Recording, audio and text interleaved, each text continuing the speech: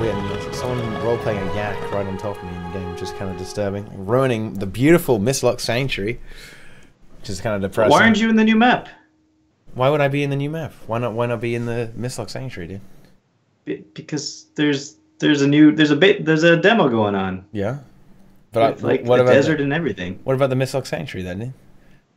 That's been in there for like 2 weeks or something. Yeah. 3 weeks. Why can't I be there? What about maybe I'll do that next week. Will you even go there next week? No, you can't. That's why. Oh no. Wow, what a mistake. What an error. But that's all right. Yeah, all right. And on the long quest, after the long quest of killing Zera and Demos, we have Nike here to tell us a little bit about balance. And yeah, there's been a balance patch, guys. And so, you know, some people, especially those who play Elementalists, are a little bit upset about that. A little bit upset. They looks like they don't really want Tempest to be much of a DPS class unless it's Condi, I guess. Like, the Condi Ellie is still really good because they made the Fiery Greatsword better, right? Go ahead, Vince. Is core Ellie now better DPS than Tempest? No. Okay, then what's the big deal? Because the Ellie requires a lot of things to go in its favor, and if all of those things go really well and you do the perfect rotation, it's still like not as good as some other stuff sometimes. Yeah, the big complaint, and I was talking with Nikki about it, is from the Ellie point of view, is that their rotation's so hard they deserve to do more DPS than people whose rotation isn't that hard. The Twitch chat. This was Twitch chat, the old NG debate. Yeah. So my thought on that is then what happens if you do that is you have quote unquote expert level classes and then noob classes. And even if people are noobs, which one are they going to play? They're going to play the expert level class because that's what all the cool kids play and that's what they see on Twitch and on YouTube. They're not going to see anyone playing the noob classes, the auto attack hammer guards. It's not going to happen. So essentially the noob classes are out of the game. Like, I mean, the end result, in my opinion, is if the rotation's more complex and you don't feel you're adequately rewarded for the fun of playing it, then play something else. I mean, unfortunately. Why not just play Condi Ellie? It's still an Ellie, but yeah, but that's an easy really rotation. Easy. They don't really like that. easy. Well, they don't like. Oh, that. they don't like it. Yeah, they don't like it. They want the hard rotation and they want to be rewarded for it. What if you pretend you're a power Ellie, but just do Condi instead? Wait, what? What if you tell everyone you're power Ellie just to seem cool, but do power instead? Probably no one would notice, but. And that's. But I think. Go ahead. Yeah, I was just gonna say, like, so you can't have classes that are just the easy rotation, hard rotation. I don't think they'll ever be able to balance for that. You just have to get everything around the same DPS, and if you have more fun playing one, even if it's harder, then play that. If you don't have fun playing the harder one, play the easier one. But you can't feel offended that an easier rotation does the same DPS because they're never going to be able to balance that. That's asking. You're trying to balance class versus class rather than specific build in a class versus Like what did they say that Condi NG is 80 APM or something like that to do the rotation perfectly? Like that, yeah. Like they're never going to make it so that every class has an 80 APM option. So give it up. Like that's nothing to worry about anymore. No, it's not going to happen. The DPS needs to be exactly proportional to the amount of actions per minute required to play it. If it's 40 APM, does half the DPS of an 80 APM rotation. Simple, right? Yeah. Yeah. No, I don't think it's reasonable to expect that. I mean, it's reasonable to expect that everything more or less does the same amount of damage, and I guess we're kind of close to that now, at least considering all the options, right? Like power, like the Scepter Warhood has kind of got boffed a bit, but Ellie still has some options that can be fine. And I understand that a lot of people really like that build. You know, it was kind of a cool build, right? But then they got a bullied Air Overload again. And they fixed Phoenix so it doesn't hit all the time. So that's kind of wrecked. Damn it. Yeah. Yeah. Yeah, that hits your build, man. And then every single patch, like PS Warrior, man, it gets better every single patch, man. More DPS I have a theory every on time, that. dude. I have a theory on the PS Warrior thing. I think there was supposed to be a nerf that went along with it. But for whatever reason, just like with when they nerfed power food but didn't nerf Condi food, I think there was intended to be a nerf with the warrior that didn't make it into the patch or made it too late to get into the patch. But what nerf do you think it was going to be? My intuition says that it was going to be a nerf to Phalanx Strength, like the trait itself. Oh, yeah. Okay. And so you were thinking... Well, in addition to that, I still think even if they deleted that trait from the game, it's still too high of DPS just because the Blade Master trait's broken. So I think in addition to not nerfing PS, they also fucked up with Blade Master and made it way too powerful. So wait, would it be the nerf to, like, instead of if you get yourself 3 stacks of might, you don't give 3 stacks to everybody else, you still only give 1? It would probably just be like a duration thing. Like right now, I think base duration is like 5 seconds. Yeah, it's 5 seconds. Yeah, I mean, maybe if they made it like 3, that would open up options for other people to stack might. And a lot of the new elite specs have very good might stacking options in them, like the Scourge and the Renegade. Both, like the Renegade can stack 20 stacks of might perma for its group. That's really good. Yeah, I guess maybe they didn't want to nerf it because of the fact that there are these new options coming in. So if you nerf it right before new options come in that are like sexy because they're in the new patch and the new expansion, people are just going to switch off Warrior and go to these new things. Well, I mean, banners are not going anywhere. Like, yeah, there's always going to be at least one Warrior in a group. Like they could make Warrior do. But you only 10K need one DPS. Warrior because They could make Warrior do 10k DPS and contribute literally nothing else, and people would still bring one. Yeah. Like as sad as that would be. Do you think that's a bit of a problem with banners then? Like, how are we going to get around that? Do you have to? What's the the fact that they're solution 10. Well, that we have the solution. They're 10-man, so that's fine.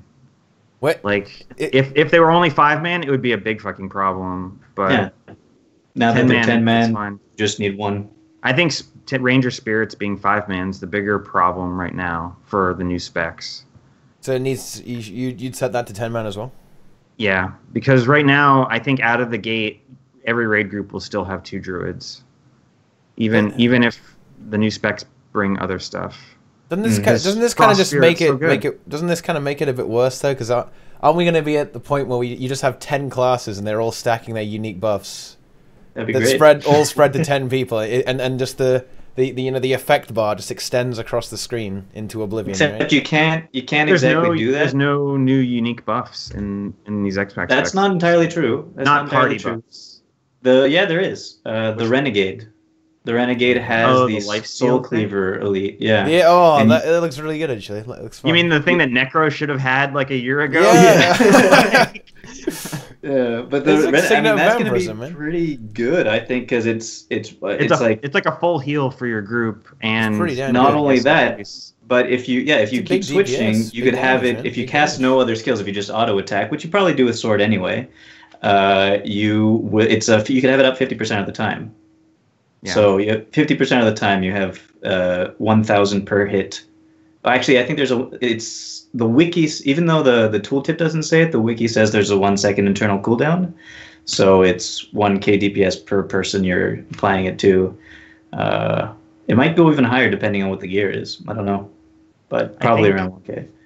I think also that Renegade's probably more valuable casting Alacrity than even that. Yeah. Yeah. I think the Alacrity is going to be... I hope they push the Alacrity and buff it a little bit more so that it's like 50% or more, because that'll open up a lot more options. And then with Ventari, it's already 30%. Ventari Renegade, no, that's not happening. Whoa! What? Ventari Renegade? Yeah. That's just terrible. Heal. I mean, maybe it's like the new Condi Druid, man. It's like the new Condi Druid. Ventari Renegade. Yeah, nice. Condi Ventari Renegade, and the lifesteal on the Renegade doesn't need power on it. You got you still need more Alacrity from somewhere else, even if you do that.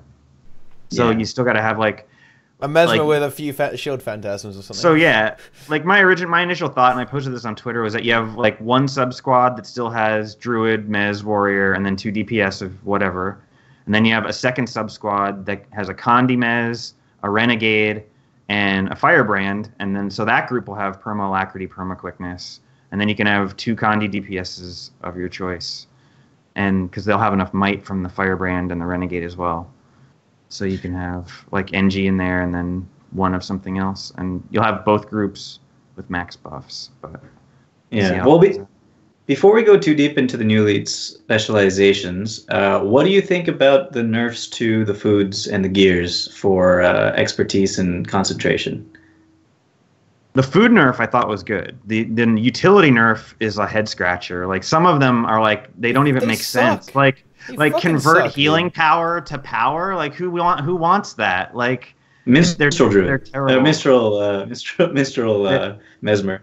And then like you have like some that aren't even balanced right. Like the toxic focusing crystals give you more stats than the furious tuning crystals. They should be the same. Like it should be the same amount of stats. Yeah, I was a little upset about like some food, like the pudding, the new pudding foods that's account bound and you have to craft. I made a ton of them because they're kind of interesting. They weren't good for anything in particular, but they were interesting in that it converted healing power to condition damage, and I had a build that had condition damage and a ton of healing power, so it was good for me. But then they just, for some reason, turned into base 100 condition damage and 70 healing power. And it just doesn't make any sense. Like, why change that? It wasn't giving concentration or expertise in any way. So anyway. Because they were trying to make everything consistent. That's why. Yeah. So the utilities are things that convert, and then the foods are things that. Yeah. They said this in the post that they wanted to make all of the utilities converters and all of the foods give like some an effect and some stats, or just pure stats. Yeah. And then there's like the problem of.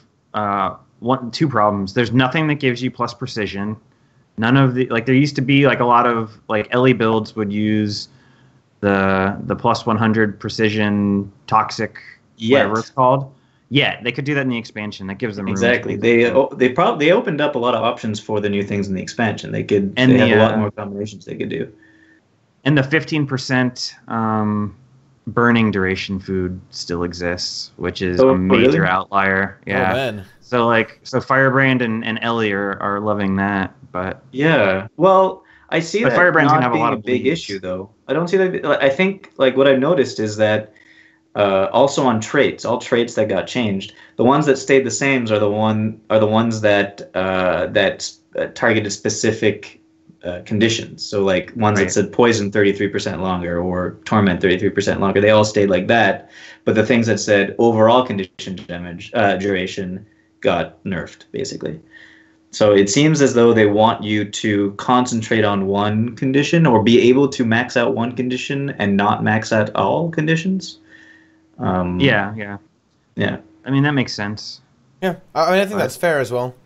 One thing I wanted to bring up that was so bad: the ranger trait that converts vitality to condition duration, like to expertise, that is so bad.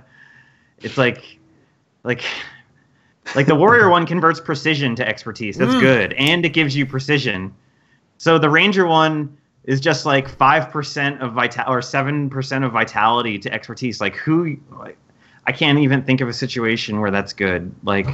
Trailblazer, come on. Trailblazer Druid. That's like a PvE trait, and it's completely not Carrion set up for PvE at all.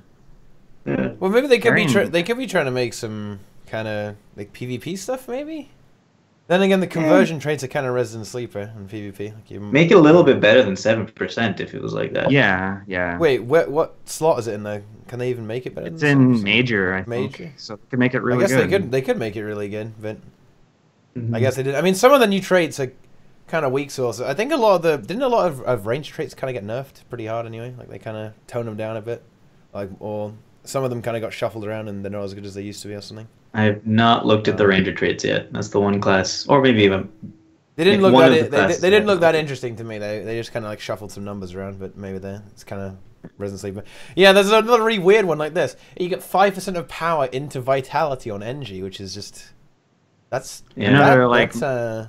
Interesting. It's like half as good as the warrior trait. Yeah, and it's not even good in PvP. Like it's not good in that's a bad trait in every game mode. Like that makes no sense. It also does 5% of vitality into Frosty or something. Of power into Frosty. Does power into vitality and legit, Frosty. But... Yeah, there you go. Yeah, they put it in to like make Power NG a bit different, and now they made Power NG.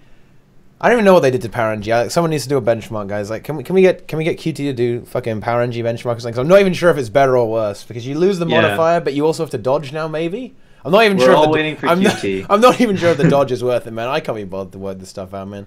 Yeah. Well, everyone says it's worse. Everyone says it's worse. But I have no. Oh, everyone on Reddit says it's worse. So I don't know. Power NG, the Power NG dream, man. It's the ultimate build. You just run around dropping bombs and doing nothing. It's Every Reddit thread has like someone calling for a dev's job to be fired. Like that's like the hot meme. Like so I was reading. Like where's my QT benchmarks? They should be fired. Yeah, fire QT, man. Fire them. Like guys, if you want to complain to QT, wait, what are they on Twitter actually? They made a Twitter account now. It's at @quantify_Guild Wars 2. So just go flame them or something. Tweet anime memes to them at that. Anime memes? Are they an anime guild? Do you have to be a weeb to join QT? Oh no, one up. I talked to Bazan about Power NG today, and it was around 32 before the patch, and now 28. God. So he doesn't want to benchmark it like anymore. No, the nightmare, man, the disaster. Well, why? Although that's fair because I could see Holomancer giving Power NG a solid boost. Yeah, in 29 days it'll be way good. So that's the other thing. Like people are like they're not looking long term enough to realize that like you and can't it's not have, even long term. You can't have Power NG. Right, you can't have Power NG doing 33k now, then give it a trait line that's a huge upgrade. Like that doesn't work. Like would you prefer they waited till the X-Pack hit to nerf or to make these changes? Like, you gotta it's gotta happen when it happens. Oh yeah, it's Hollow Smith, not Holomancer. Whoops. Yeah. Okay. So I agree with you there, Nike. Also the 28k or 29k is basically the brain dead version, right? You just drop your bombs and you get 28k DPS basically. And Holomancer looks like it's gonna be to max out your DPS for that thing. It looks like it's gonna get rather intricate. Maybe because of the maybe we'll see. It might just be the case of you just keep heating up and exploding, and then you just rinse and repeat, right? Yeah. Blame the druids for not healing you. It's like, come on, why am I not? Where's my scholar uptime? It's the first class that destroys its own scholar uptime. I guess it's Necro, right? Flame Legion runes, invest in them now. Oh, calling it. Yeah, calling it. Market manipulation. Because the thing puts out so many burns, like incidental burns. That it'll make Flame Legion runes really actually good, even in a power spec. Yeah, definitely looks very strong. I have a question. Do I keep on calling it Holomancer? Yes. Is that okay? That's fine. I'm okay with that. It's a Holomancer. Yeah. So hold on a second. What is the acquisition for Flame Legion runes? You buy them off the trading post. Right, I know Some Majesty has a very large position, probably 3,000. Okay, but what I'm saying is because I had the same issue. I was like, Daredevil's coming out. So everybody should buy adventure runes. and so I bought 1,000 or something, and then I forget who was watching TeaTime bought 4,000. So for a very short amount of time, the price went up to instead of 2 silver, it was 20 silver, and then I went cashed out. Went right back down to 2 silver because why didn't you market manipulate, dude? Why didn't you market manipulate? I know, but it's because the acquisition of it is really simple. It's it doesn't cost anything to make almost, and that might be the same case with Flame Legion. So everybody in chat, before you buy Flame Legion runes, figure out how to make them, because it wouldn't hurt to have 6 for yourself just for personal use. And besides, they're 2 silver, so even if they go up to 50 silver, it's not gonna kill you to have to pay 50 silver later. It's not. Well, a big deal. You might as well have 6,000 to maybe maybe sell a few of those.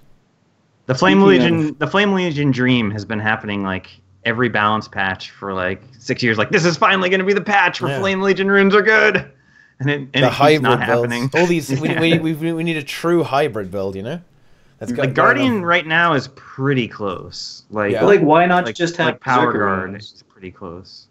Yeah, because they don't have the percent. Well, I guess Berserker runes could work. Yeah, but I don't know. Scholar probably better than Berserker. Anyway, also really sad. Platinum doubloons. Oh no, this is the disaster. No, Platinum doubloons. They got nerfed by a third, right? They're down to 40 from 60 concentration. But you know what that does do? What does it do? It opens up the possibility of having an exotic doubloon. Wait, what? Oh no.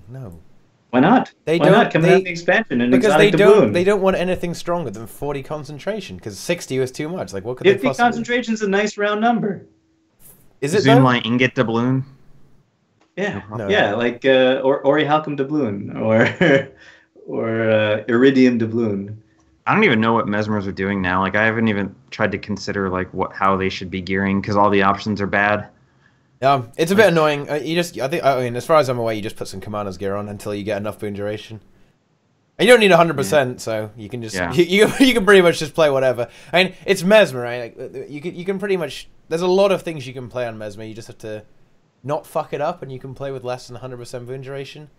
But yeah, to get the 100%, I think you just put Commander gear on. So was that all a circuitous way of getting not Ventari Revenants, Glint Revenants back into the game to give that 33% boon duration? Well, they did buff Power Rev fairly significantly in the patch. Yeah, it adds a good chunk more ferocity, and it does more damage as well. I think they got some extra modifiers somewhere about the place. The issue with Power Rev is it's only as good as the other power DPS classes that are in the meta, because you can only really benefit a lot from it if it's in a power group. Can you play Condi Rev with the Herald though? Yes. Well, not with Herald. Well, yeah, but it's bad. But you can play with Devastation and get Assassin's Presence.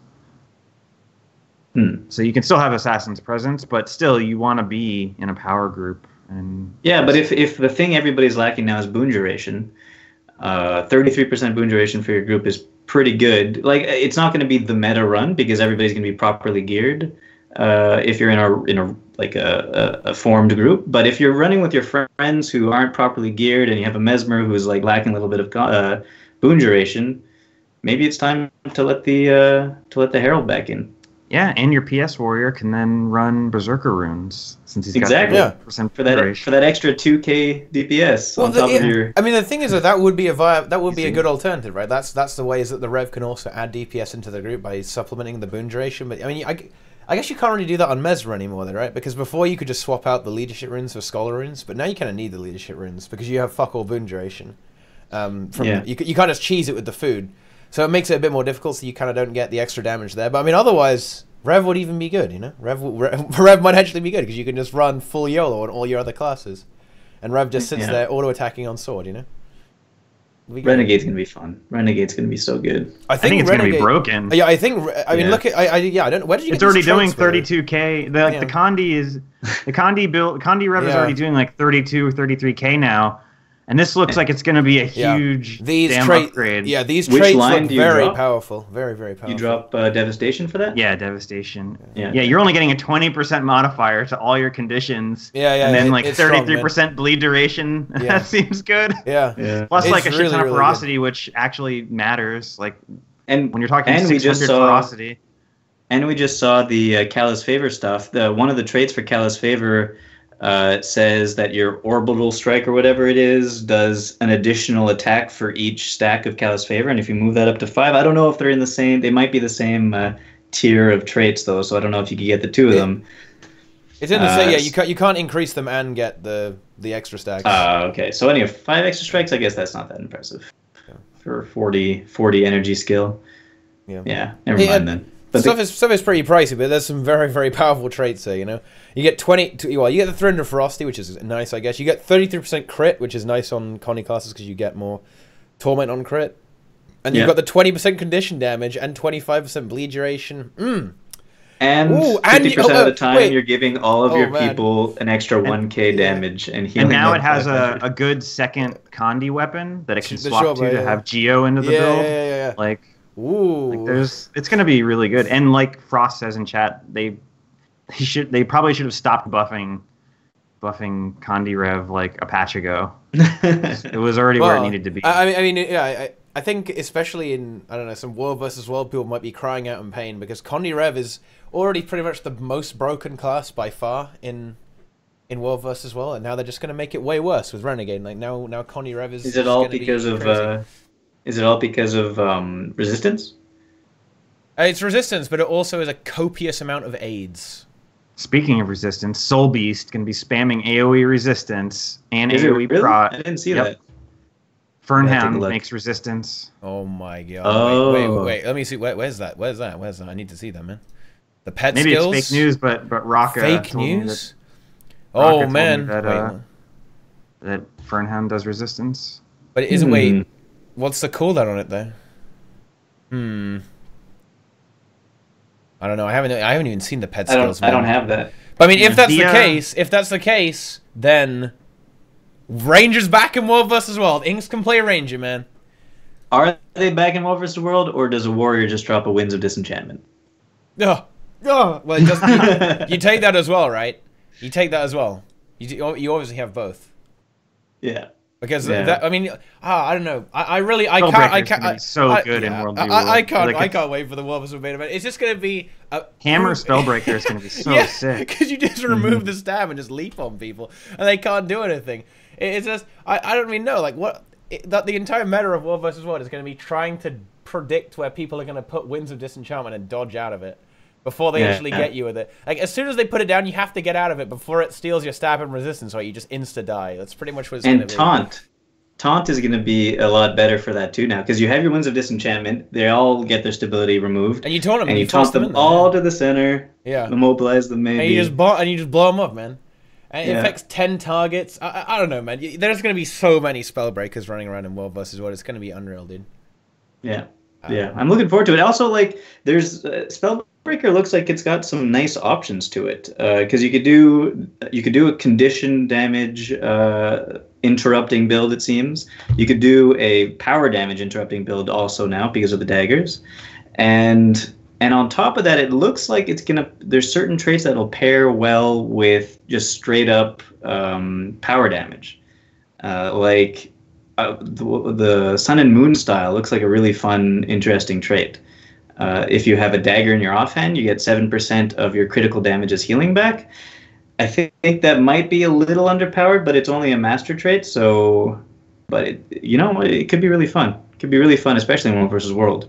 I mean, 7%. Well, 7%. I don't know. It depends. If you have full buff, so suppose you were in World vs. World and you've got full buffs on, then that's quite a lot, right? Because you're hitting 5 people. 5 people. Well, what are you using? Wait, you hit like 2 people or 3 people then, right? How many people? What would you use an axe? Let's say you use an axe in your You're hitting a bunch of people, right? So you're going crazy. Like in a target-rich environment, that's pretty strong, right? With 7%, even with 7%. Yeah, very good. Or better yet, you have that trait. You're using a great sword, and you also have Might Makes Right. And you give Might to yourself 100 times, and you heal yourself for all the damage you do on top of that. You'll be unkillable. So wait, what? Wait, but wait, how, you need to have the dagger equipped though to trigger the trait. Offhand, you're right. Yeah, so you can't just wield a greatsword in your main. Okay, axe, fine, axe. You can't do that, man. Oh yeah, is there a way? Is there a way to get a lot of might with an on-hand weapon at the same time as wielding a dagger on your offhand? You can go main hand axe and eviscerate somebody. Yeah, and it gives get you 5 stacks. Yeah, that's not that much, and no, that's Berserker. Yeah, that's not enough. I feel like in World v. World, you're still probably going to run Spellbreaker with Hammer Greatsword. Yeah. But like in PvP, you'll want Dagger because it's much better single target 1v1 than those options. Oh, the main hand, yeah.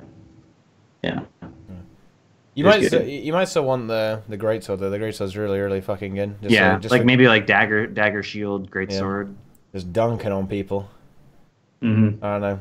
And then there's loads of other really fun traits in Spellbreaker, like the epidemic. You got the epidemic as well, man. You got full counter deals additional damage and grants resistance. Copy conditions on yourself to targets you hit with full counter, and it's 5 people, dude. No, 5 condies. It's 5 condies, man. 5 condies. Okay, not people. No. Okay. You could like epi someone for 5 condies on you, and then they have your aids. You can give them your aids. Yeah, well, you give it to them, and then you get one of your own necromancers to epi that person. So you have your resistance on yourself, stack up conditions on yourself, give it to someone else, and then epi them. Yeah. Exactly. Self-epi while hammer leaping in. Exactly.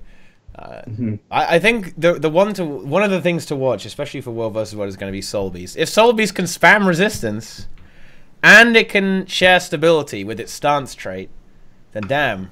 We've got an interesting class all of a sudden for World vs. World. Because obviously, the boons you want is some stab and you want resistance. Normally you have that divided. That package is divided with the Rev and the Guard.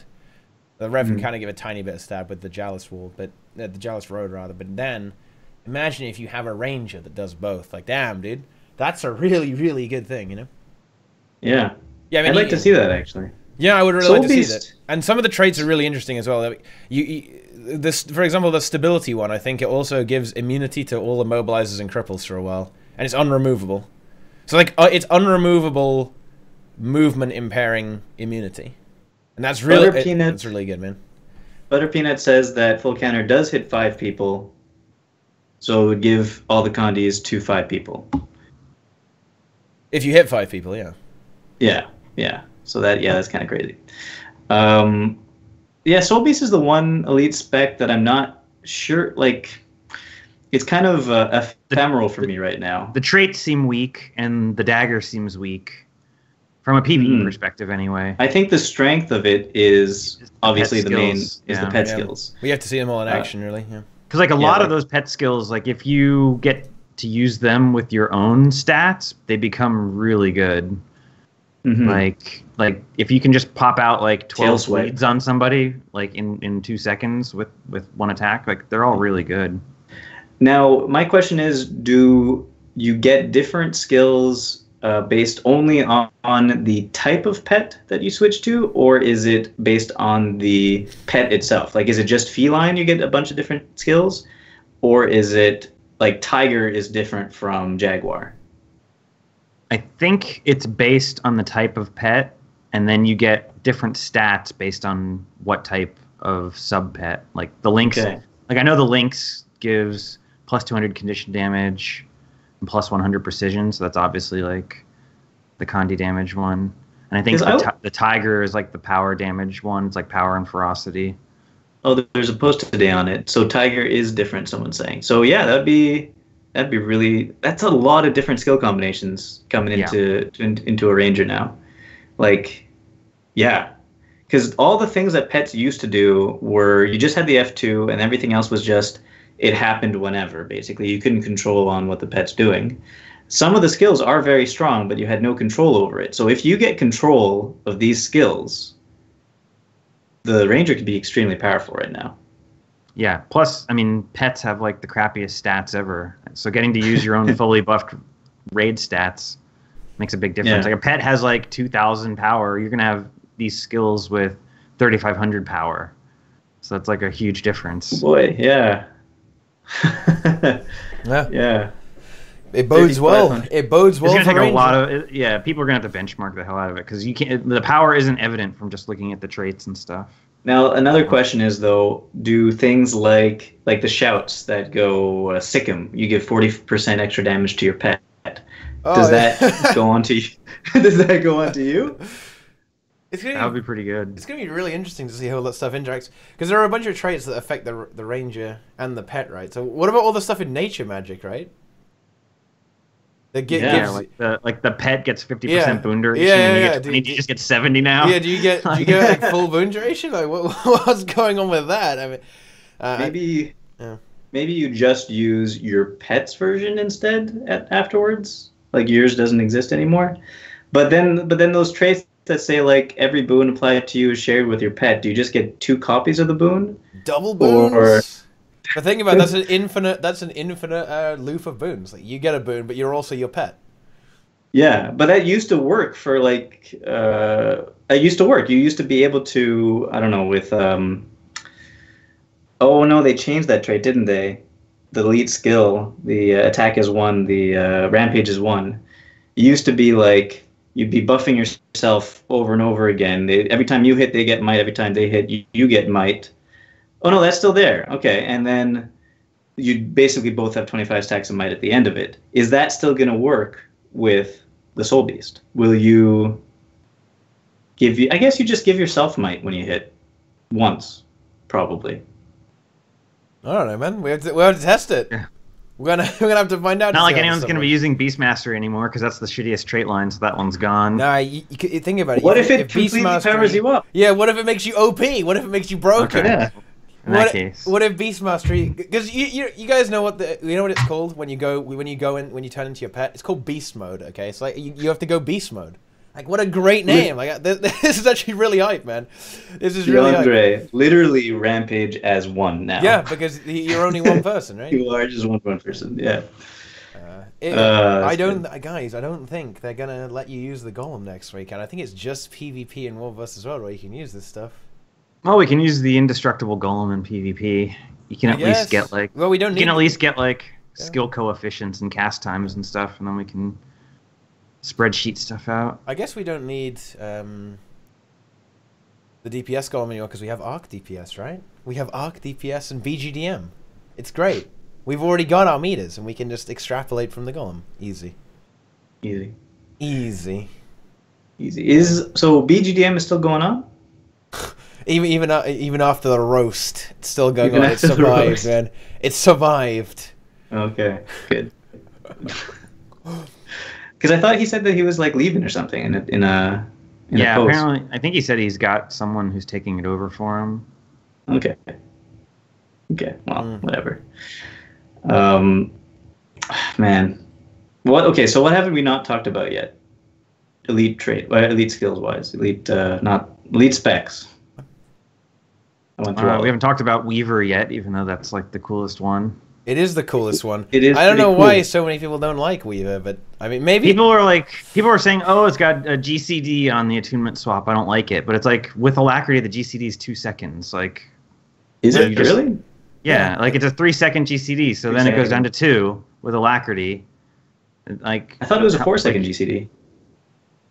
Pretty sure it's 2 or 3 base, but I don't know. I could be wrong.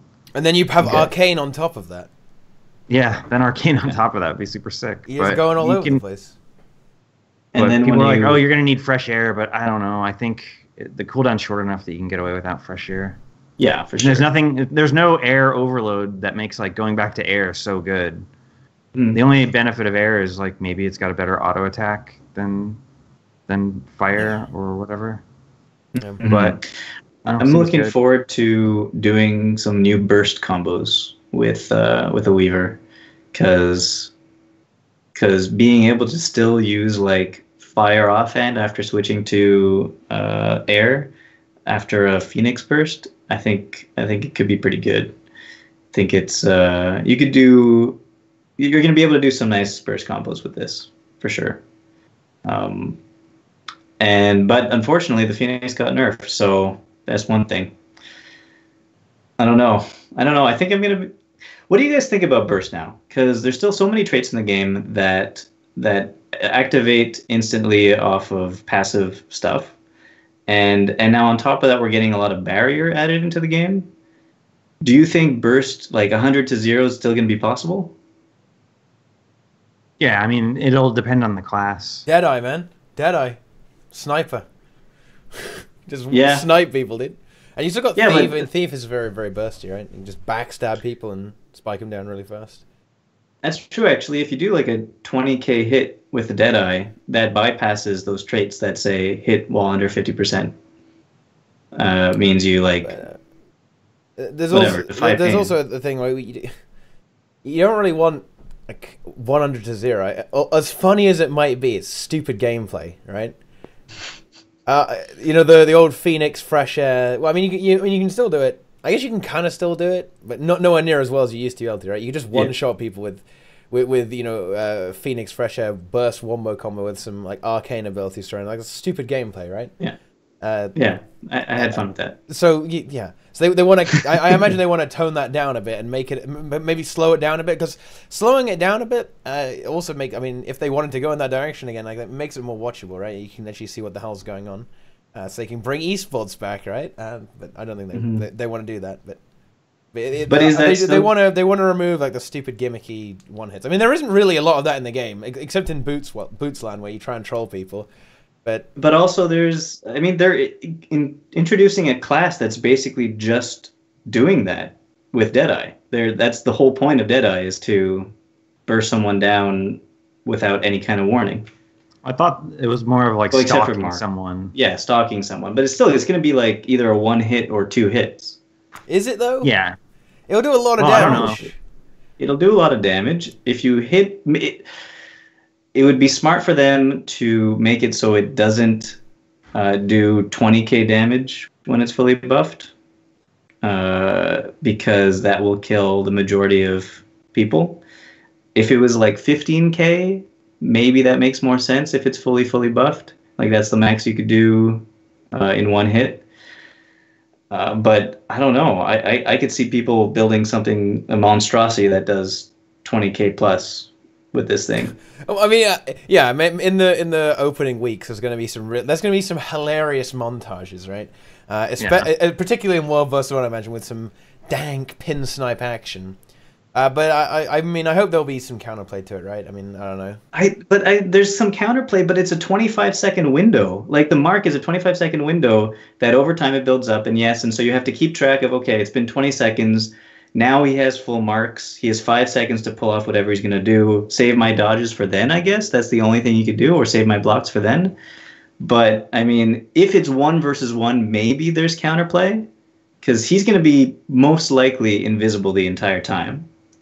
And so maybe there's counterplay in that case. But yeah, the counterplay is you put down all your Dragon Hunter traps and stand in them, and when he comes in to kill you, why does he have to come himself? In? Ha ha ha. He's a ranged character. Why does he have to come in? Well, you think anyone's gonna actually use the rifle, like in PvP? Rifle 4, maybe. So you're talking. Okay, so you're talking about PvP. So, what do you see the role of the Deadeye is in PvP?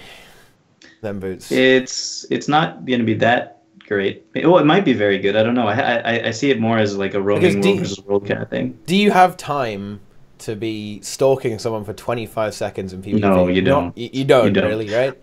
You don't. But you can. I mean, you could do a dagger build, like your usual. Obviously, Daredevil's great because you have those dodges that get you all over the map really fast as a roamer. So I don't know if in PvP Daredevil is going to replace that. I don't think it can. But I think that possibly it could have a different role as a DPS role kind of thing. If you have that mark, you could either scare people away from a point. Possibly, if they have a mark on them, they'd be like, "Okay, I'm leaving. This is stupid," and or you could just do a ton of damage with that mark. Now, you could be a DPS class instead of a thief roamer. But what if I told you can do all of that, but it's dagger pistol? That's what I'm saying. Yeah. But what I mean is, like, probably what it will be. But why not just play dagger pistol if you want to do that? You would. Yeah, I think you play dagger pistol with Deadeye. Why not just play Daredevil then? Maybe I don't know what else it has that's going to be. Yeah, Daredevil's ability to disengage is just sick. Like, that's the problem. Yeah, Daredevil, it has a niche that it probably will never be replaced by any other thief. But I don't know. Maybe people enjoy using Deadeye more for their ability to kill something much quicker. Maybe. Yeah. I don't know. I'm not. I mean, let's be honest. It's an open world PvE casual spec. Yeah. Sniper thief. Yeah, like go to the Thief official forums and look at all the threads from like the last 3 years of people going, "Here's my idea for the rifle thief," and like it's like the worst like concept like proposals ever, and they got their wish. It's in the game. Now play rifle in open world PvE, and now you can shut up and we can go on with our lives. Perfect. All these. Maybe it's good in World v World too. Like, I think roaming World vs. World is going to be good in that people will have a lot of fun playing with it, but and it will just be trolling. very, very obnoxious, I think. It will be very obnoxious. Like, Thief is already spectacularly obnoxious in World vs. World because there's no point. So there's no points, right? So you just run away. Like, oh look, I'm losing this fight. Looks like it's time for me to run away. But if it's Deadeye, you're just sniping people at 1500 range. You know? Oh my god, it's gonna be spectacularly annoying in World vs. World, but it will be funny, right? Yeah. I'm scared, man. I'm always tagged up. It's just going to be 5 Deadeyes following around the commander, and you put a target on the commander, 5 Deadeye marks, and you just snipe them and kill them instantly. And while Daredevil didn't give you that much extra access to stealth, I think with the leap through a powder field or a smoke field, you get some access to stealth. The Deadeye gives you a lot more skills with stealth. Like the Assassin's Cover or the whatever Sniper's Cover gives you stealth, and I think it only uses 3 initiative. And then you got that insane elite skill that gives you stealth and also removes what's it called? Revealed from you. So, and then there's on top of that another utility trait that gives you stealth. So you could have 2 utility traits that give you stealth, the Sniper's Cover, and then of course you got your dagger pistol shenanigans. So you're gonna have way too much stealth with the sniper. Yeah, and you're gonna be able to unreveal yourself as well, as you said. Yeah, so exactly. You get revealed, doesn't matter, dude. Just unreveal myself real quick and back away. It will be a troll spec. Like Deadeye is gonna be the most troll shit ever, man. I think it'll be fun at least. Maybe not to play against, but it will be fun to play. Yes, I agree. It'll be fun to play. So the elite specs, the only one that I'm not hyped about is the Mirage. To be honest, I don't see. It just seems like we already have.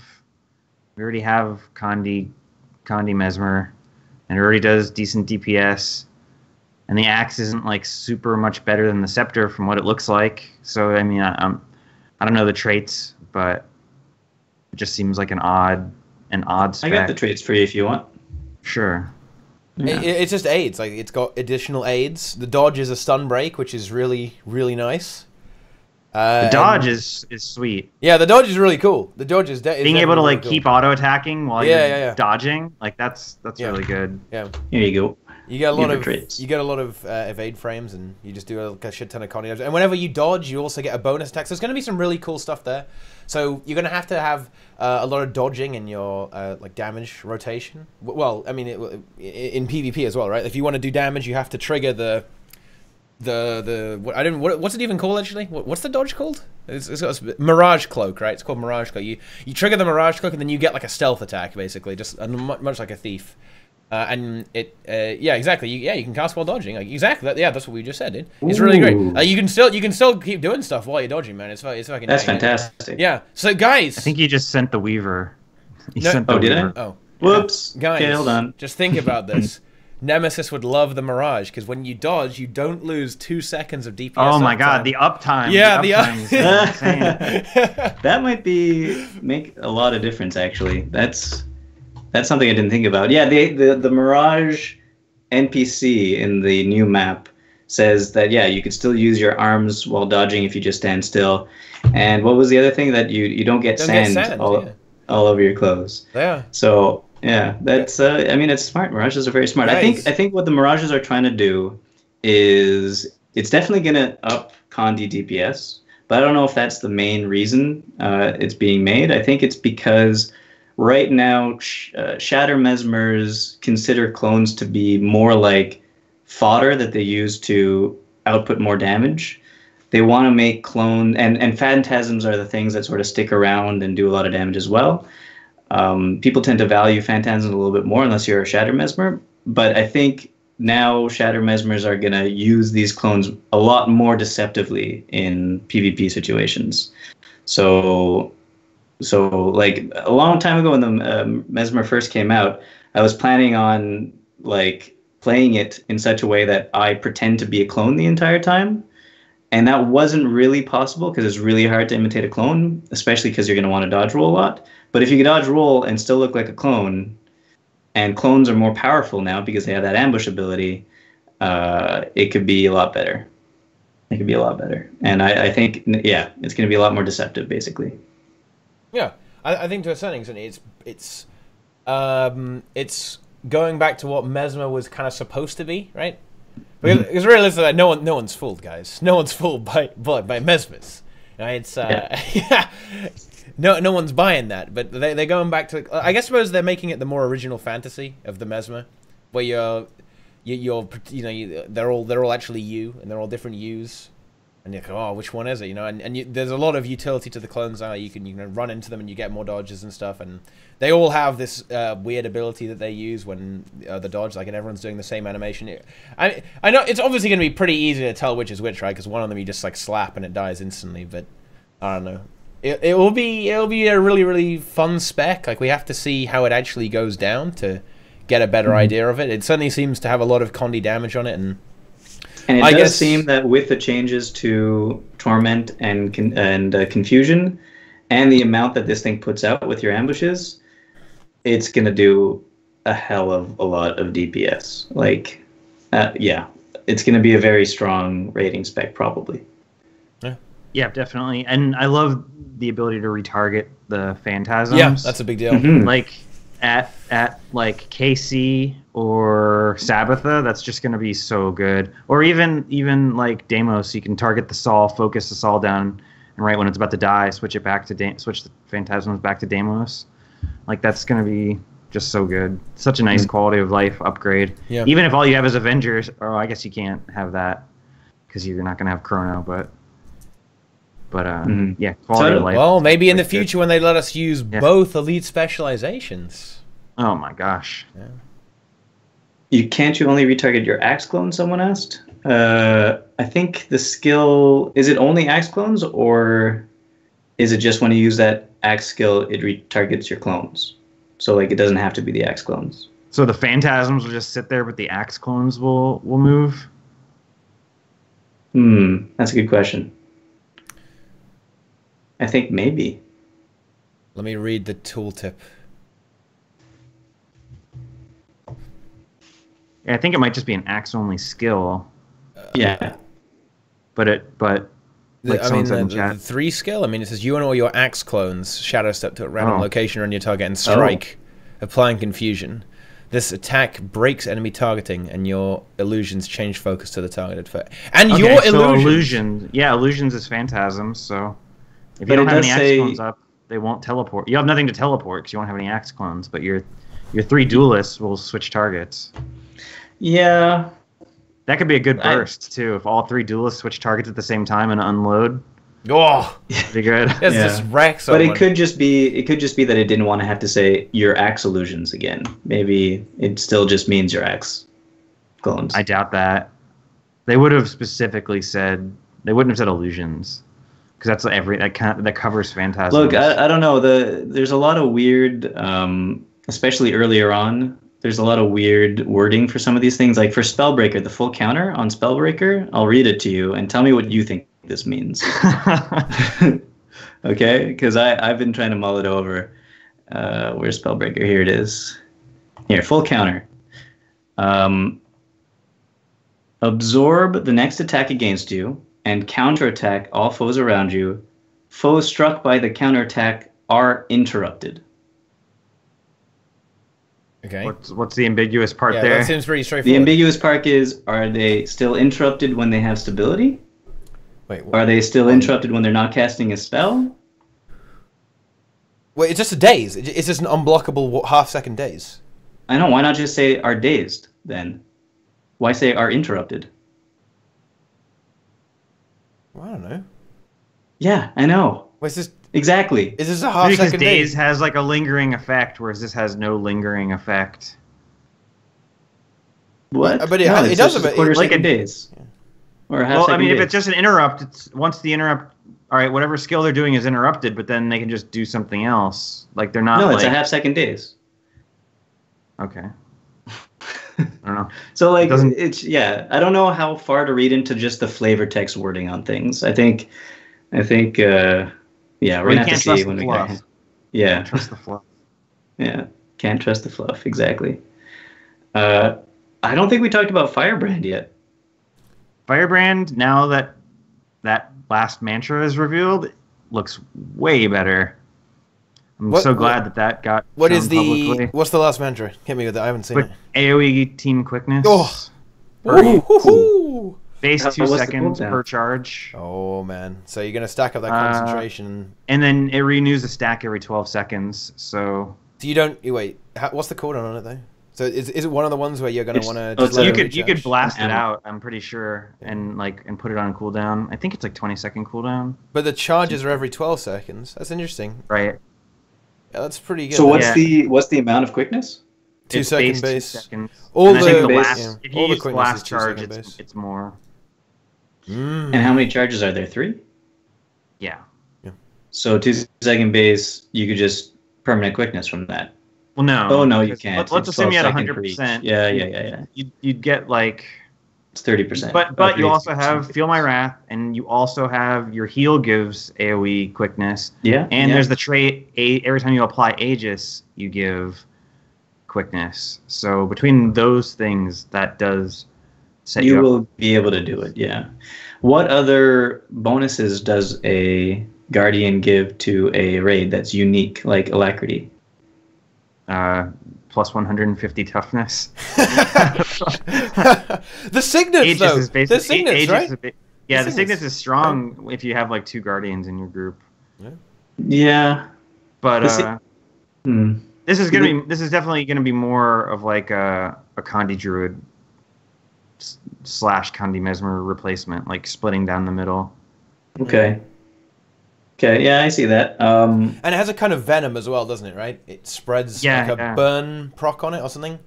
Well, one of the Grandmaster traits is ridiculous. Yeah, and it applies a lot of burning, so it's gonna do. It's gonna do venom. It's gonna have quickness, probably 100% uptime realistically, but also very, very strong heal and also a lot of damage potential as well. So it's gonna be kind of a different role, right? Yeah, and don't forget, like, Aegis, people are, like, down on Aegis because it's not as good as Distortion, but if you're spamming, like, an Aegis every 10 seconds, like, there's still a decent amount of damage mitigation. Yeah, and it will eventually block something useful, right? You know, it will save you eventually. And just the fact that I guess you won't take any damage whatsoever, right? It might block, like, a 5k hit or something, and then, now you don't downstate, or you keep more Scholar uptime or something like that if you're playing a power class. I don't know. What do you guys think about that Signet sharing trait? Because it's a weird one for me. It's weird, but it also makes Guard pretty strong right now. It gives them like a mini empowered allies essentially. Yeah, but it's only 8 seconds when you use it, and the cooldown on those signets is like 20 plus. Right. So like at a fight like KC, you'd have 2 Guardians, and they both pop their signets at the start, so you'd have 12 seconds of burn phase. So you're like half as good as an empowered allies. Except it's like 220 something power. Like that. Yeah, and you got to coordinate with the other Guardian though. They don't stack, I'm guessing. They do stack. Yeah. They do stack time-wise? Yeah.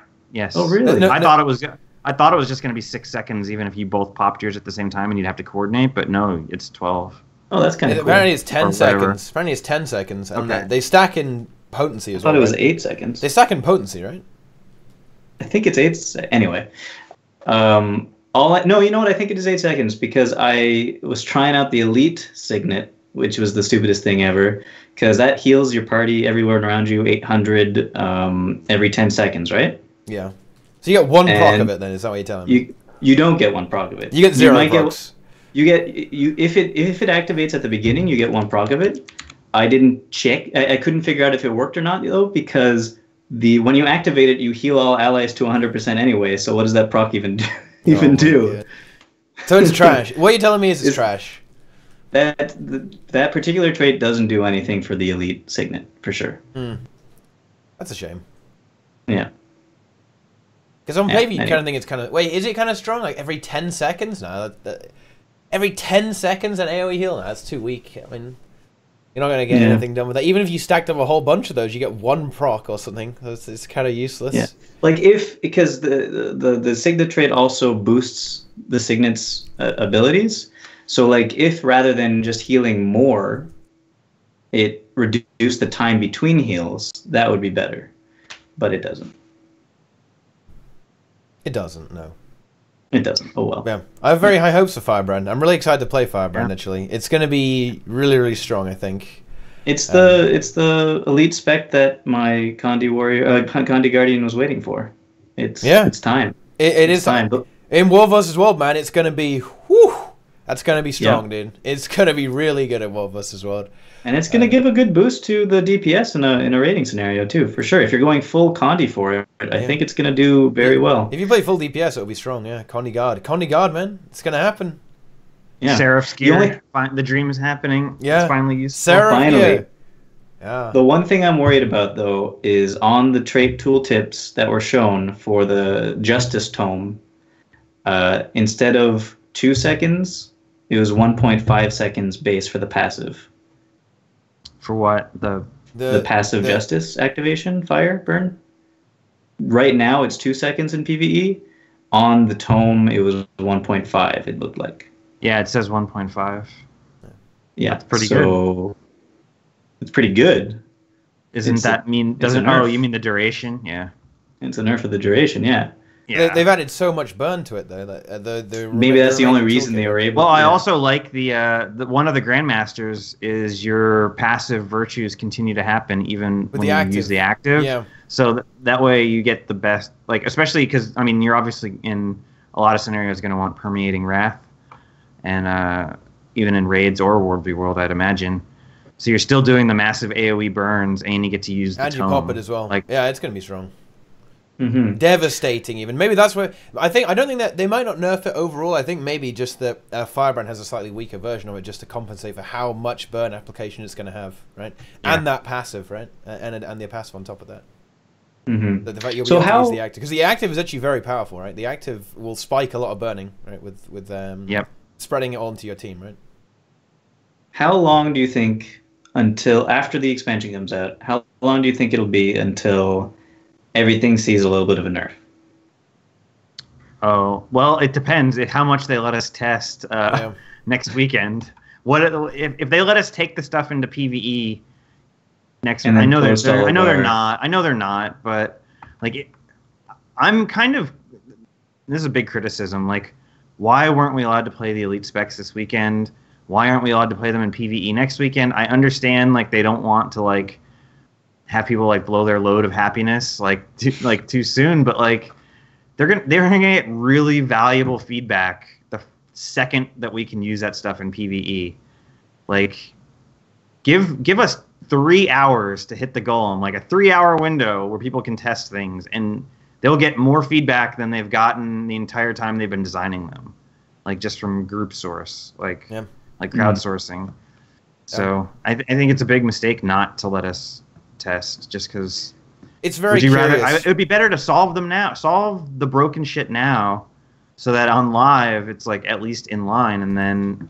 But at the same time, Nike, I agree with you. But at the same time, I think it's also kind of.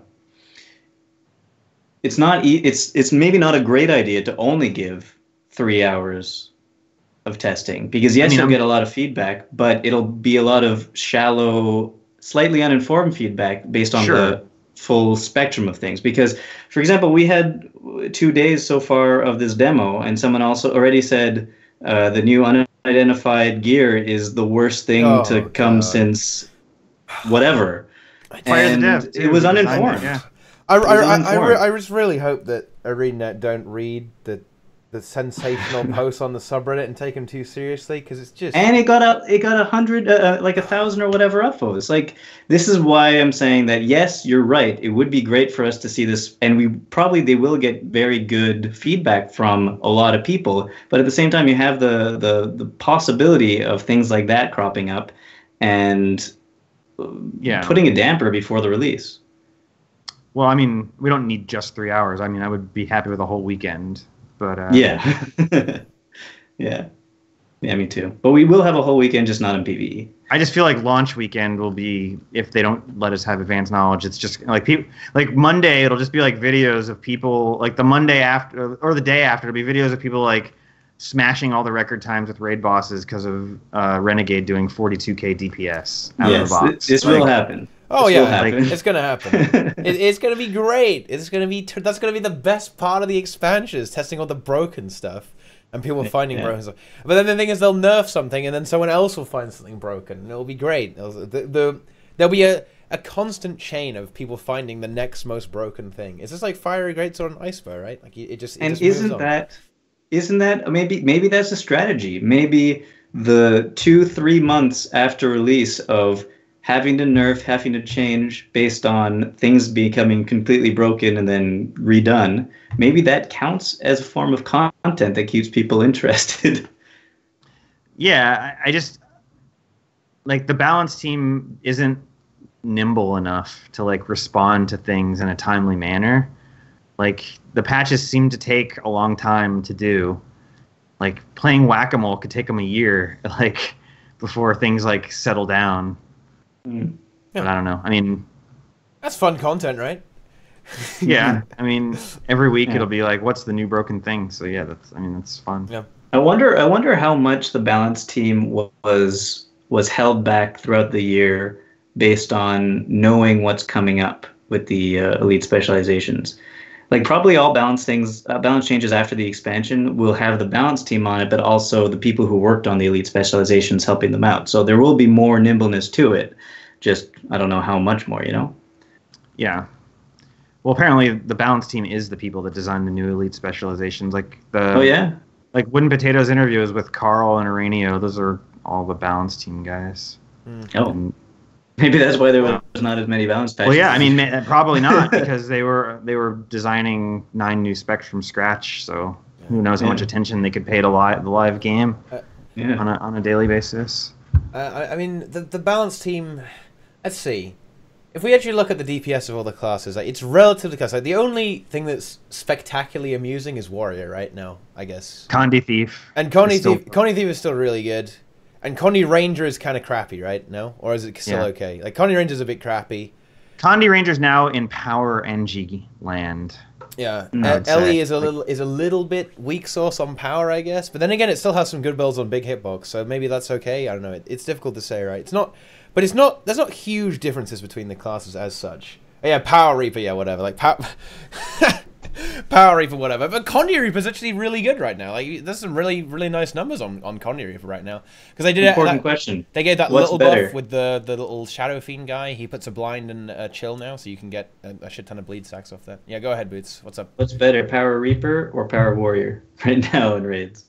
Power Warrior can drop banners, so I'm going with Power Warrior. Yeah. That'll do it. Power Reaper does fuck all damage, man, and it doesn't do anything either. It has nothing to the team. They try. I don't know, man.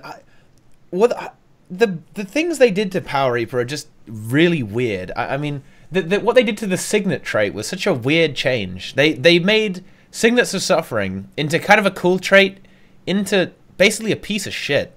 Is what they did. Now all it does is it makes the Signets a bit better, and you get the passes while you're in Shroud.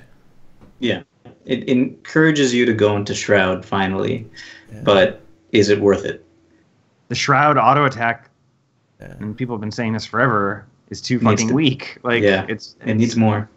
Yeah, I was hoping them to make. I was hoping them to make Power Reaper a thing. This was supposed to be. I expected that was the leaks, right? This was the leaks. Yeah. We heard that this is going to be where they make Reaper more into a power spec than tone down the Condi, but that really didn't happen. Well, at all. The issue is, I think there's still one more balance patch before the. Yeah, probably. I think. Yeah. One more. Yeah. Or like with the expat. Maybe like slightly before. But that's my guess. They're not done entirely yet. But why do that? Why do something now and then again in a month? Like, why? Just because time. Like they were. I mean, I think the elite specs are done now. They're all playable and they're all semi-polished, so they can devote time now. That's a little bit. It's a little bit disturbing because there's not a lot of time to get some kind of balance feedback, because at least there was a lot of, when they were making the HOT elite specs, we had a few trims to try them out, right? And there was visible change in them as they got feedback on them. At this time, there's not going to be a lot, and if there's none in PvE, I mean, like you say, it's a curious decision to not let us play it in PvE, really. Very, very curious. I mean, maybe we will be able to, but I don't think we can. I think it's just in. I don't think it's just PvP and World versus World. I don't World, think it's. They might give us a third beta weekend at some point. Like they've only announced the 2, but maybe there'll be a third where. Maybe, probably not though. Yeah, I mean they're not gonna open up more areas of the first map. Like they're not gonna put more time into coding the demo.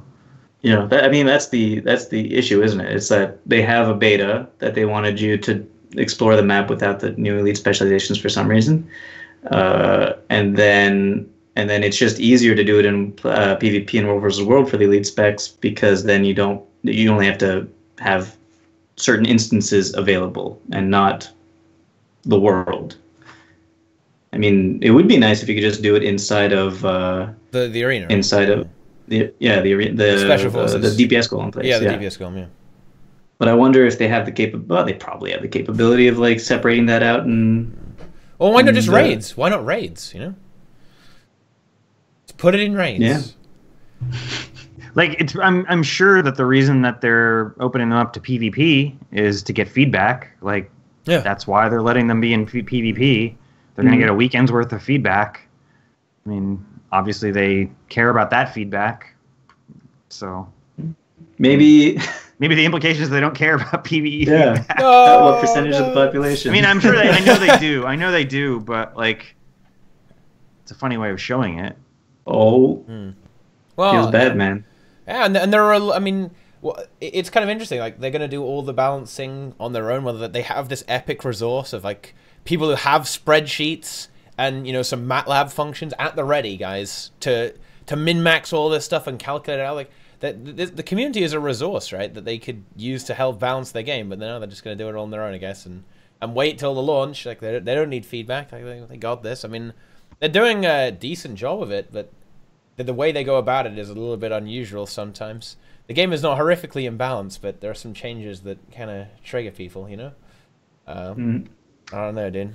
It's like I don't even care about Power Reaper, and it's already starting to trigger me. Like even if it was good, I wouldn't play it. But like the fact that it isn't good, like that's easy. You got to buff Shroud, and you got to buff Spite. You can't put too much more power into the Reaper trait line, but you can put more power into the core Necro. Specs. Yeah, but for it to be viable, you need to buff it by like 30% more, way more. It's at like 23K, so oh god, it's terrible. Like, so 30% would be like another like 8K. That would get it like close, like less than 8. Yeah. Okay, so 35%, and then it's there you go. That's what I was looking for. But that's not hard. Like you just need another 20% trait, and then you buff like Shroud, the Shroud. Yeah. But I guess like only in PvE is the issue. It'd have to be split for sure. Well, no, if you put stuff on Greatsword, it will be fine. Because you don't play Greatsword in PvP.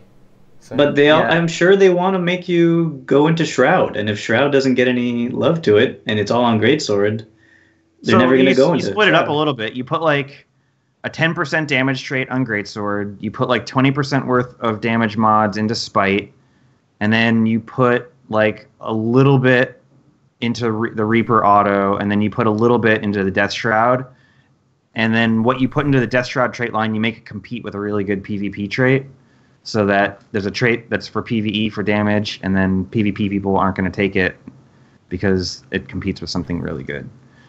But you just I don't know, it's 35%. Spread it around, like whatever makes sense. Yeah. Yeah. And they seem to like to do that, where they buff like a lot of things by a little bit. Wait, does that work though? If you spread around the 35%, you don't get the 35%. If you give 10%, you have to do it by a little bit more. So it has to be like Reaper by 10%, Greatsword by 10%, Spite by like 20%, and then like Death Shroud in general. No, because it would have to be like Reaper, not auto attack. It would have to be Reaper skills themselves get massively buffed, because the 10% you get the 10% based off, because right now people are just in Greatsword for their max damage on the thing. So if you do 10%, you get a 10% boost on the Greatsword. You would still never go into Shroud if it's only a 10% boost on Shroud. you would have to go onto Shroud if you get a boost on top of what you would normally get with your greatsword. So you need like a 30% boost on certain skills on Shroud that you would use off cooldown and hop in and out. Yeah. Yeah. I mean, it's not an insurmountable problem. It could be done. Well, it could be some kind of... What if there's some kind of like stacking buff that you build up while attacking in greatsword, and then it buffs your Shroud damage. So like there's a rotation where you do some stuff on greatsword, which buffs your Shroud damage, then you do some stuff on Shroud. Or the other way, right? Well, you could do the other way. They could change that Soul Eater trait, because they changed Soul Eater again, right?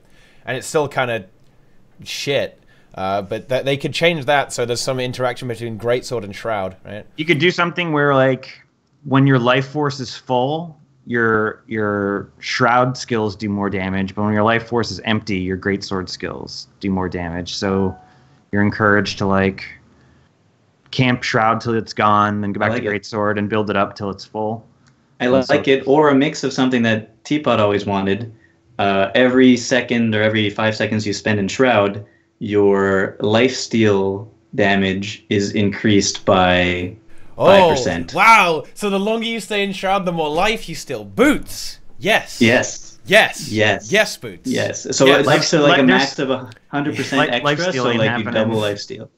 Well, lifesteal, and then you give all your friends 100% extra lifesteal. That's a unique buff right there. I mean, I don't think you got to be careful with blood magic. Blood magic has a tendency to kind of get broken out of hand. And they hugely buffed the Wells trait. Actually, they doubled the lifesteal on it, man.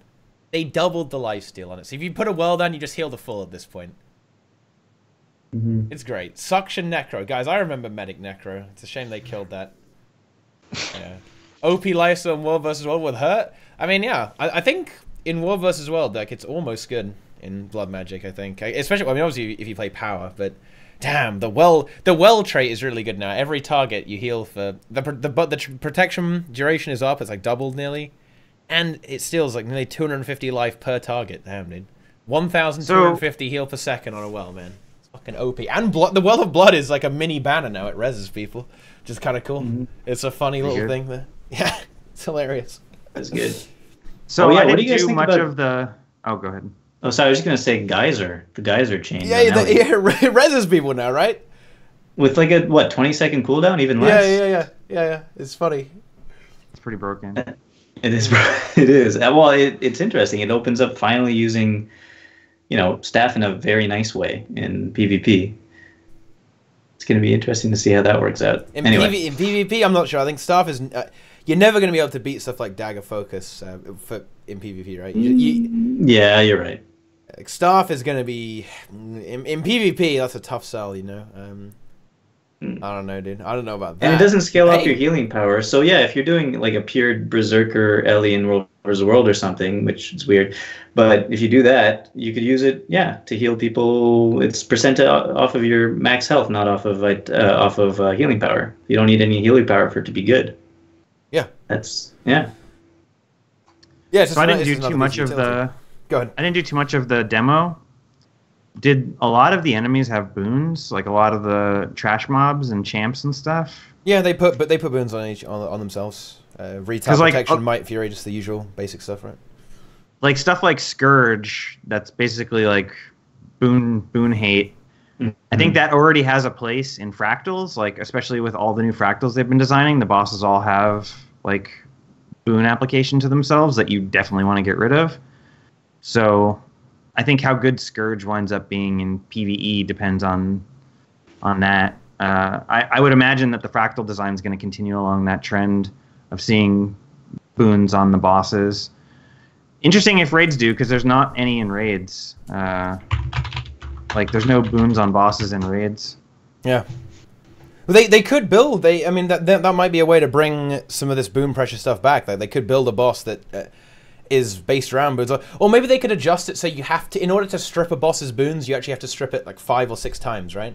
Or something like that, right? Because obviously stripping boons is really easy, especially when you have 10 people. So what if you actually had to dedicate quite a lot to actually getting rid of the boons, or there could be a lot of like massive boons that you need to remove. There's a lot of ads or something that you have to strip constantly, otherwise they're just going to wreck you or something like that. Maybe. I don't know, man. That's the weird thing, because Spellbreaker really only gets its massive damage buffs if it removes boons or disables foes. So that's why I think in raiding it might not really. Yeah, I don't think so. Unless but disabling Scourge skills is still different. maybe disabling skills still work even if you don't disable them on bosses. Like it still gives you the buff, maybe. I don't know. It doesn't work that way with like Tempest defense, but Yeah. No, I don't think think it does. like Scourge has more potential in PvE than Spellbreaker, just because it has barrier and yeah, from all it's everything we see, the damage seems good, and it's got Boon Rip if that becomes important. But really, I mean, in PvE, like you're probably going to take the same utility skills you take now on Condi Reaper. I don't know if any of the new ones are worth. I'm not sure about Scourge in PvE. Honestly, I don't see it having enough like utility on it. Maybe if it does a shit ton of damage, it's good. But it just seems that the utility skills aren't really going to be that good. I don't think. Right. The barrier will be nice. Don't get me wrong. The barrier is going to be nice, and the torch will obviously add some extra burning damage. But the barrier will carry really hard in like pug groups. Like Pug Matthias will become so easy when you have the Scourge just like removing Condi pressure and giving barrier to the people that can't dodge Hadoukens. Like it'll just be like super carry. I mean, Reaper's already super carry, so it'll be like mega carry even more. On Matthias, think how good that will be though, because it will convert the chill into resistance as well. Exactly. Woo! Damn! It will be it's the new cell meta. The Scourge is just for raid selling to make it super safe. But yeah, like and Sloth too. It'll be really strong there. Yeah, I can see some handy stuff in World versus World, and in PvP there's going to be the survivability issue. I don't know, man. Like maybe the barrier's enough. I think it's going to be difficult to see. I think we'll have to see it, right? It has a lot of boom pressure as well. It's got a good chunk of boom pressure, so it'll have and a lot of Condi aids. So maybe in PvP you can see some play. It's got that area control as well, which is nice, and the portal could be handy as well, obviously. Imagine the Spellbreaker starts channeling his and he goes dome, and he takes the portal and pulls the portal bomb. Because it also does like AoE aids when people go through the portal. When people take your portal, it does AoE aids around the portal. So if no one has resistance there because it all got stripped, they're popping. It'll be great. No, and Warrior and Necro is honestly pretty strong right now in PvE. Don't get it twisted, man. We're just thinking that we're just talking about how the utility of Scourge might not have too much usability in PvE, rather than it will be bad. It won't be bad. I mean, Reaper is quite good right now. Like Reaper is quite high damage, honestly. Do you think Scourge will be higher damage, Condi damage than the Reaper right now? Yeah, probably. I would be. I'd hope so. Would personally be surprised if the bleed on shield trait isn't nerfed. They're gonna I think they probably. I was expecting that. I was expecting that this patch. Like, what if they change that to back to like does damage every second? Doesn't if they have chill on them and that scales off of power? That would be weird, but that would be cool. But that would. They could just merge that. They could just have the greatsword do that. 20% more damage to someone with chill. Like that would be. Or like just does a flat like 500 damage every time you apply chill, or like 1,000 damage every time you apply chill. That scales off of power. That would be really good. That would be very disgusting. I think. Think if you hit someone with the spin, like the spin in the whirl feather, you just insta destroy someone. That's right. Yeah. If you're dumb enough to stand in the chill field. Of course, you add an internal cooldown. You got to add the internal cooldown. But yeah, you could do that. That's how you turn into a power spec. Yeah. I think they're trying to get the Reaper away from Condi. Yeah. Well, that's what we've heard, right? They want to push it into a power spec, and I would definitely expect to see nerfs to the Condi side of Reaper, and then kind of push the power aspect of it. And then they're going to want to make Scourge, or maybe even base Necro. Maybe they make base Necro the DPS Condi spec, right? I mean, they could go back and change some stuff in Soul Reaping also. Well, not even Soul Reaping. What would they have to do to make it good? Make Doomfire good. Yeah. Essentially. Oh, that's the weird thing. Doomfire with these new guys with Scourge. How is that going to interact? Because is it the skill that summons these guys is a ammo skill. You can use it every half a second, but there's only 3 charges, and those recharge every 25 seconds or something like that. Is that the auto attack? Is that what's going to be triggering Doomfire? Because if so, that's going to be really weak. That's going to be way too weak for Doomfire to be any kind of. I think it might be any of the attacks that the Scourges do. So anytime you use any of those skills. Yes, that's what I think. Any of the Scourge skills would be okay. And would it do a stack of burning for each Scourge that does it, or each? I would imagine so. That might make it work. It's gonna do. I think that it will do quite strong damage, right? They're gonna make Scourge the Connie spec. So Doomfire will interact in the strong. The Shade's pulse damage every time you do anything. So wow, that's a lot of burning. They pulse Torment too and stuff. So do those count as Shroud skill 1 though? Presumably, yeah. I don't know what the auto attack counts as. And then you have to consider that Torment has been normalized, right? So now it's the same as Bleed, even when it's not moving in PvE. So they're kind of preparing that, because it looks like Scourge does have a lot of Torment on it, a lot of Torment packaged onto that. So I think they're gonna try and make Scourge that burning Torment spec. I mean, what is it? Whenever you inflict Torment, you also inflict Burn as well, like on a 3-second cooldown and thing. So you've got a lot of extra Condi there. There's a duration trait stacked on top of that as well. So. Yeah. I know, and bear in mind, we also have to be.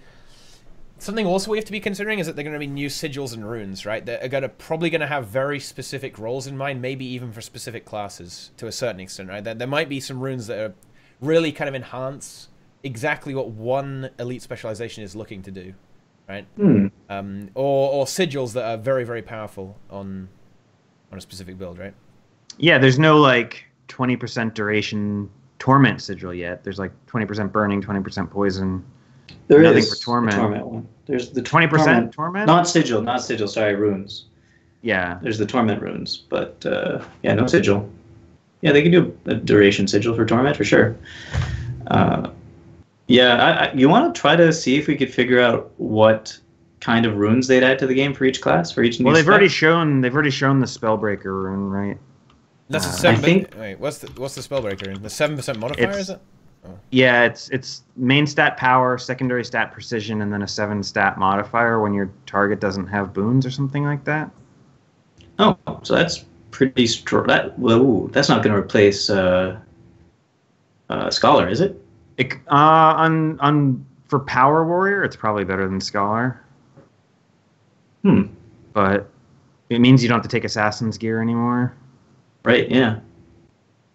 That's pretty good. Then maybe Power NG doesn't need it because it gets there pretty easy. It gets to 100% pretty easily. And I'm pretty sure Power Warrior is the only class, and maybe Power Ranger, that don't get to 100% crit chance. Oh, Rune of the Scourge. Nice. What do we got here?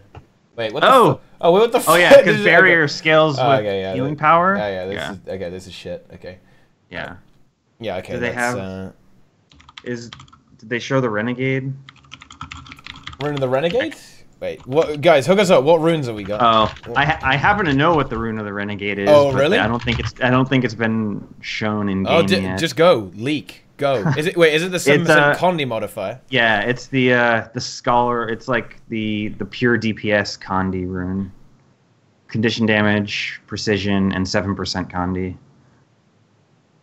So that'll be pretty. So that's pretty good then. Yeah. So that's they're going for the pure Condi spec. So it's like Smoker's Guild Wars 2's his first MMO. He just started. Welcome to the game, dude. Welcome to Guild Wars 2. Yeah. If you have questions, ask them in chat, and we'll try to answer them, or someone will. Yeah. Other runes. It will be better than Berserker on some classes, right? I would imagine. I think not the Weaver. Yeah, NG is probably going to still be Berserker, and maybe Warrior, but like something like Condi Ranger that has like shit all power damage would definitely want that. Unfortunately, their Condi duration sucks so hard that. I saw people try and defend this rune, Superior Rune of Rebirth. Someone saying, "Wow, this is a great rune on some class." I think someone said this rune is good. This rune is fucking shit. Rune of Rebirth. 25 healing power. So it gives concentration and healing power. But the six one is just trash. I mean, ignore 90-second cooldown. 90-second cooldown and gain a barrier. Ignore the next lethal blow. Like what? But there's another passive burst avoider right there. I'm never gonna be able to do my burst back again. It's all gonna have to be Condi burst. Terrible. I don't know, man. This rune is bleh. Yeah, it seems bad. Yeah. And none of the new stat sets, the two that they've shown, look pretty bad. I think I saw Grievers has some potential, but the other one that is just complete garbage. On one of the streams, I think it showed Deadeye's rune. Maybe they have it in the wiki. I think it's Might on cantrip use. Wait, not on the wiki. Might on cantrip? Are they bringing Dagger Ellie back? Might on cantrip use? Maybe. Dagger Weaver, dude. The dream. The dream. Oh yeah, seriously. If you didn't have enough skills before, now you certainly do. Yeah. I don't know. The new stats. Wait, so grieving is like a hybrid stat. I mean, I think you could probably see some use in Warverse as well with that. Yeah, no defensive though. Yeah, maybe use some of it and then some of it celestial. I don't know. For it's like a more aggressive celestial. I don't know. Like we'll have to see how it works out. How effective it can be stacking up, right? Power heal, concentration, triple. The thing is it's like slightly better zealots, right? But you just run Magi anyway and Minstrel if you're going to run full heal on stuff. I don't know. Like it's too early to say. But a lot of these stats seem like they don't have much of a role right now. Yeah, I think they're for whatever reason afraid to give us stats that are obviously good. Like there's so many sets that are just obviously good. Like a 4-stat set that's Berserker with boon duration. Like obviously every Mesmer would want that. Yeah. So why? I mean, that's such a slam dunk. But it's kind of It's not like any of the other ones are more interesting. But I don't know. They're not afraid to give us Berserker or give us Viper that are obviously good. So why can't we have something nice in this ice pack? They're like, oh, we don't want to give you anything that's too broken. It's like, well, Berserkers and Vipers is pretty broken by that definition. So I want another Mad King runes or something of the like. I need something different that does something interesting. I didn't get that in Heart of Thorns rune-wise anyway. Yeah, I mean they could make a different version of Viper, right? A pure Condi Viper with just precision Condi damage and expertise. Because obviously there are some Condi classes that still do a good chunk of power damage as well, and then there'll be, I don't know, Snake. It's a bit like Viper, but that would be. I think the ability to get. I think that having expertise on a 3-stat set would be so good that it would just being able to get to 100% Condi duration again pretty easily. People would want that, even if it cost them power. I mean, that would be really, really good. It would be really, really strong. The thing is, the 4 stats are kind of inherently insane, though, as well. That they have a lot of kind of bonus stats on them, so there'll be a trade-off as well, right? You'd have less overall stats, so I don't think it will be completely ridiculous, right? It wouldn't be totally broken. But yeah, I don't know. We'll have to see. I mean, how many stat sets have we seen? Have we seen 3? 3 out of 4, I believe. So we've got one more. Well, we're only taking Wooden Potato's word on it that there's 4. Oh. I mean, that's all he saw.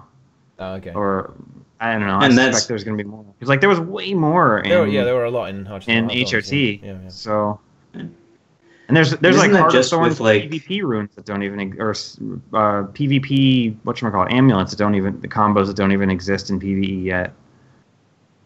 Good ones too. I don't know.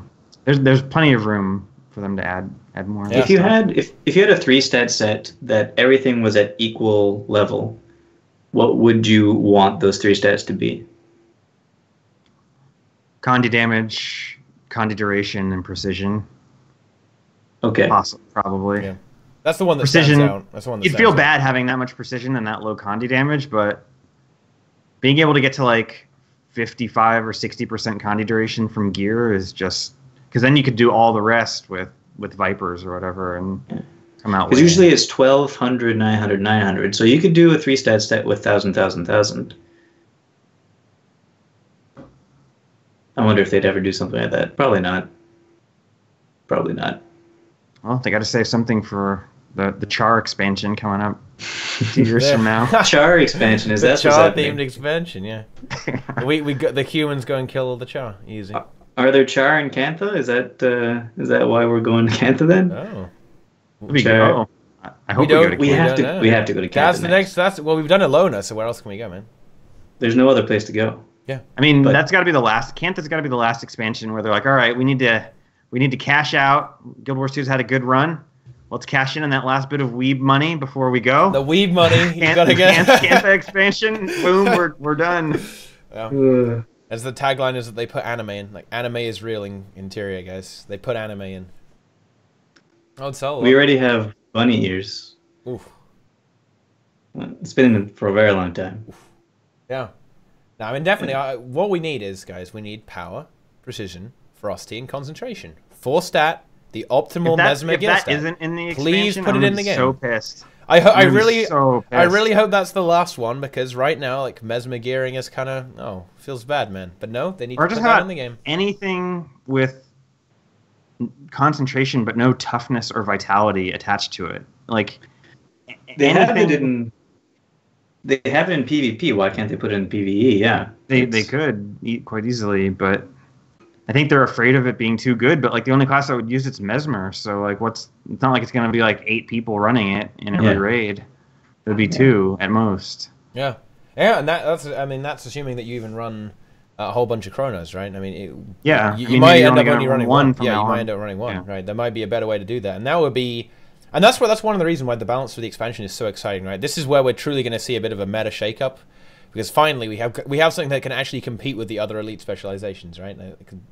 And that there might be a different way to apply these unique buffs, because we have quickness and alacrity, and it's a bit of a monopoly right now, and that spreading that out is going to be good. And also there's a kind of a might. Well, there's not so much of a might monopoly. They're working on it, right? You can stack it with Ellie and with Rev, I suppose, but and then they're going to move it, move in the Rev direction with the Renegade as well. So there'll be some different party compositions, I think. What are toxic elitist puggers going to do now for the next 4 months after the expansion comes out? There's going to be so many different options. They won't know what to be elitist about. I'll tell you what. There's going to be there'll be probably some record runs because of how unbalanced it will be, and there'll be an exact composition that QT or SC are running, or whatever elitist guild you want, and then everyone's going to want to run that exact composition on every boss. Yeah. Because that's the meta, dude. Two Condi Druids, 6 Scourges, and 2 Condi Chronos. Yeah. And you just have barrier for days, and no one ever dies, and you just Condi down all the bosses. It'll be just like Fractals was in the 4 Necro meta. It'll be that for raids. What we need is a recreation of that, remember there was a time where there was 2 guilds going one after another, beating the record over and over again on something. I forget what it was. The underground fractal? The underground facility fractal? Yeah, it might have been, yeah. We need that again, but different party comps every time, beating raids faster and faster. That way you mess up the people who want to copy the... Right? Just keep changing the search. Well, I mean, I think. And someone fans in chat, sorry, we only take 6 PS warriors. We only take 6 Condi warriors. We can't take anything else. Someone said, well, you should look at the Reddit. 5 seconds ago, someone beat that with 5 firebrands. And then they're, okay, fine, 5 firebrands then. Oh, too late, 10 seconds ago. That's the way to play the game. I mean, I genuinely think that especially on launch, that sort of stuff will be liable to happen, right? I mean, that there's going to be a lot of different ways to do things, probably. At least at the start. Obviously, at the end of the day, guys, it will be refined to the point where a kind of optimal composition will probably be found eventually, right? But I think it might be a little bit blurrier, at least at the beginning, right? Yeah. Yeah. Then once they nerf distortion, which they need to do, that will help a lot. Yeah, it's the same. That's a lot of the problem with some distortion of these should give you barrier. It should be like, if you get 2 seconds of distortion, you get 2 seconds of 100% barrier. The thing is that would kind of fuck with PvP a bit though, and so I'm not sure they want to. do that. Yeah. Too much. They got to be careful. It's so like even more than alacrity, distortion. Like people's tactics have like warped around distortion. Like like distortion is the defining thing that makes certain tactics possible. It is truly distorted tactics. Yeah, like Veilguard. Like it's unthinkable to do Veil Guardian where you run to the greens. Like I don't know if pugs even do that anymore. But that like would you ever not use 2 Mesmers at Veil Guardian no matter what? Like no other combination of specs is going to be so good that it makes running to the greens better than just distorting the greens and having 100% DPS uptime. Yeah. But then again, the population of Mesmers who are able to do that consistently is lower than you think, and probably 90% of raid groups run to the greens. Ooh, I'm not sure about that anymore. I don't know. Oh, really? Maybe I'm probably really out of touch about Veil Guardian now. Maybe 50%. Right. I don't know. Yeah. Well, I think at least most people try to distort the green. A lot of people try to. On the issue of distortion, I think it's probably fine because you can just design fights where it's not possible. So maybe it's fine that it's good to run 2 Mesmers to distort stuff on Veil Guardian, but in Veil Guardian 2, the sequel, maybe it's got some different mechanics that you can't distort, or distortion doesn't work out, right? And it's not good enough. So maybe you don't run 2 Mesmers there because the distortion isn't really that good. Or it can't be distorted or something. Because there are some mechanics that aren't distortable in the game. So if they just design the encounters around that, then you can probably get away with it, right? Yeah. Veil Guardian 2.0, CM, where you got those 2 green circles and you can't distort them. I don't know, something weird like that. Or they could obviously just nerf the trait as well, right? They could also nerf the trait. Or the signet trait, for example, they could just make it so it doesn't distort anymore. So you have to commit more heavily to it with an F4 or something. I don't know. Yeah, or maybe like the Mesmer gets the distortion, but everyone else gets barrier. Yeah. Yeah. Like. So it could be like when you get distortion, you share a barrier or something like that, right? Yeah. It could be something like that. I don't know. But yeah, it's such a power. The distortion share is so powerful that. Like the entire meta is like based around it, essentially. Yeah, so. a lot. Yeah, as you say, a lot of strategies revolve around doing a perfect rotation while the Mesmer just distorts all the mechanics, right? Exactly. That's pretty much how it goes, man. On a lot of bosses, just stand still and cast Meteor Shower, and the Mesmer will distort everything, right? That's how it goes. Do you think they're going to introduce new mechanics that force you to take barrier? Probably not force you. Yeah, because distortion will just get around that anyway. Barrier might make it very favorable, though. It might be very favorable to have barrier. Yeah, like attacks that deal 20,000 instead of a portion of your health or a full portion of your health does 20,000 hit points, and it would kill all low hit point classes unless they had barrier. That's tricky because people that's too much of a gate for them. Yeah, maybe. That's tricky. What would be something where barrier would be really good? Like a Matthias where it instead of having like heavy condi pressure, it was heavy physical pressure. That like barrier would be good there because it would negate like essentially how many seconds of incoming damage.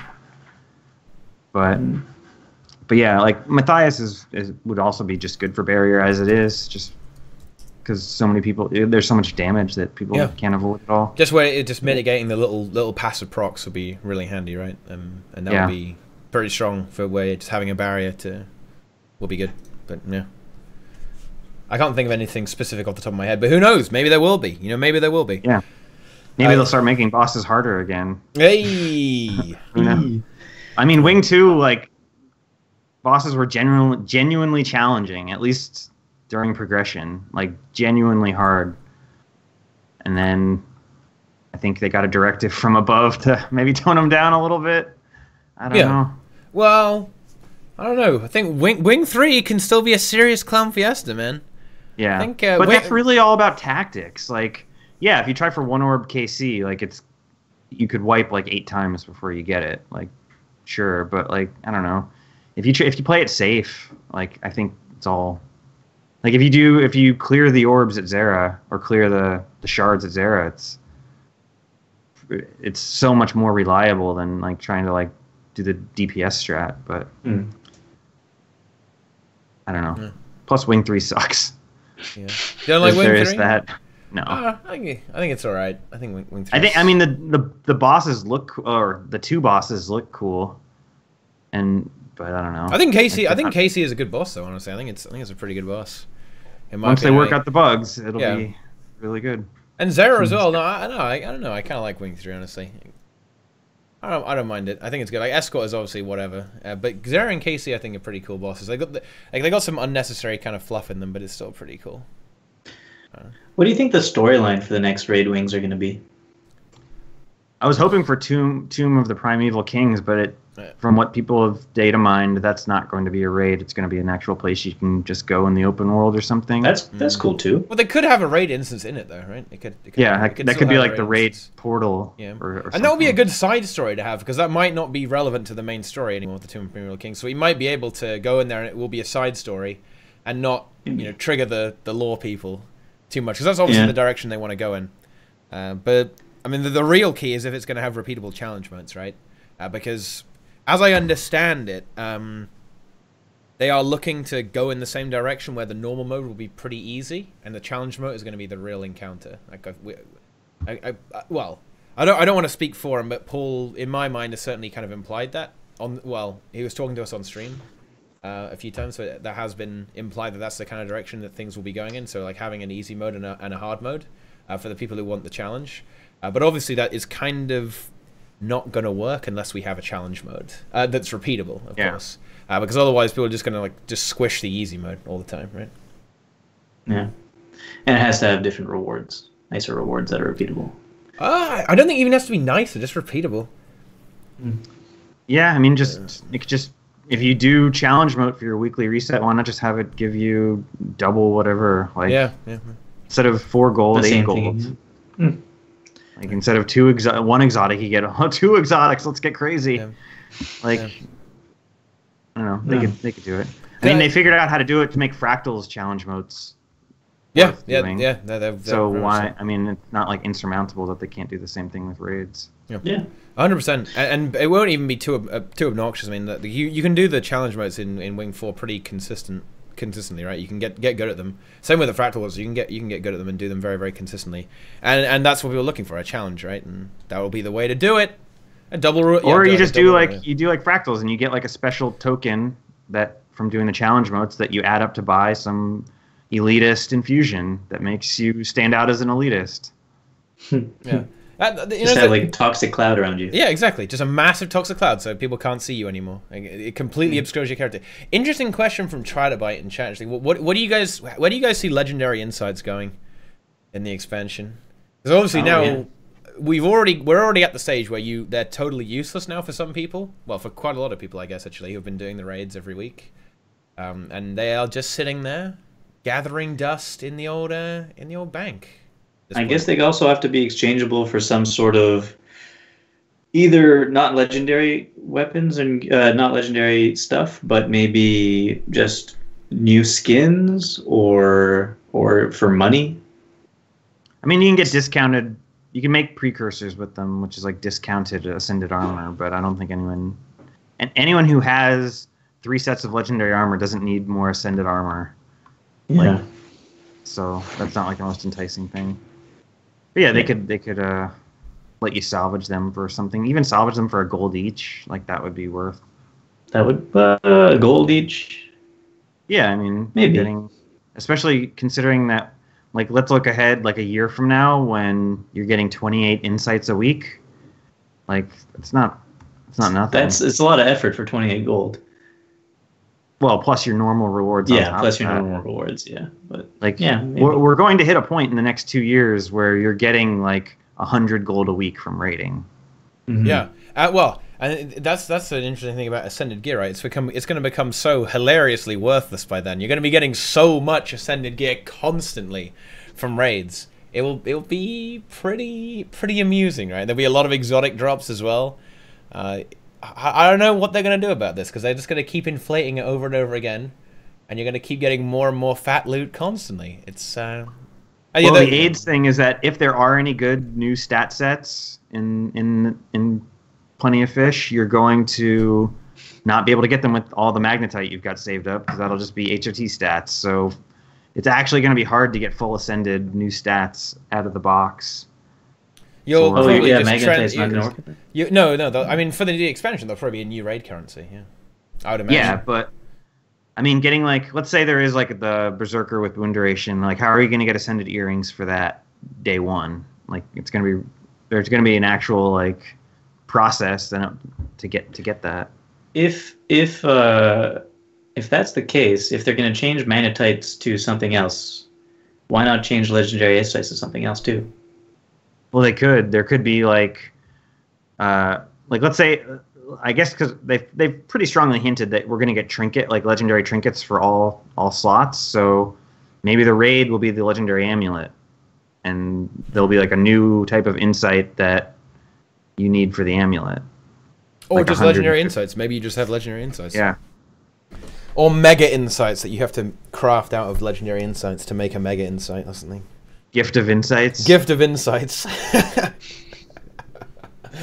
It'll be funny. Yeah, and that, it's a legitimate concern, right? I mean, because Viper's gear was very scarce, right? And at the HOT launch, and you had to it was actually better to like convert gear. It was like shit. You'd like craft Ascended Rabid and then convert it to Viper. It was like it was really cancerous. It was spectacularly cancerous, right? Wasn't it, with the Fulgurites, right? Like absolute aids to make, what is it, like the jeweled patches or something to make the HOT tests, like absolute aids to make that stuff, right? Gift of Insights already exists actually. Fuck yeah, it's the map completion one, isn't it? Yeah, no, it's the one for the the currency. It's the currency one, right? Yeah, for the Gift of Maguma Mastery, Gift of Gliding. Yeah. Damn. Well, it's the same, but imagine it's just legendary insights. Okay, simple. Yeah, just throw some Mystic Coins in there with the insights. Good to go. There you go. The Mystic Coin situation's getting out of hand. It is getting out of hand, man. It's 1 gold 30. It was over 1.5 gold at one point. It was pretty ridiculous, actually. At one point, it was 1 gold 30. I better buy more. Oh man. How many Mystic Coins have you got right now? Right now. Are you a market manipulator? I wish. Sounds like it. I have 148. I feel like they added new ways of getting Mystic Coins recently too, though, didn't they? Like you can get like some from World v World now. Like, right. Yeah. I guess that's easier. Yeah.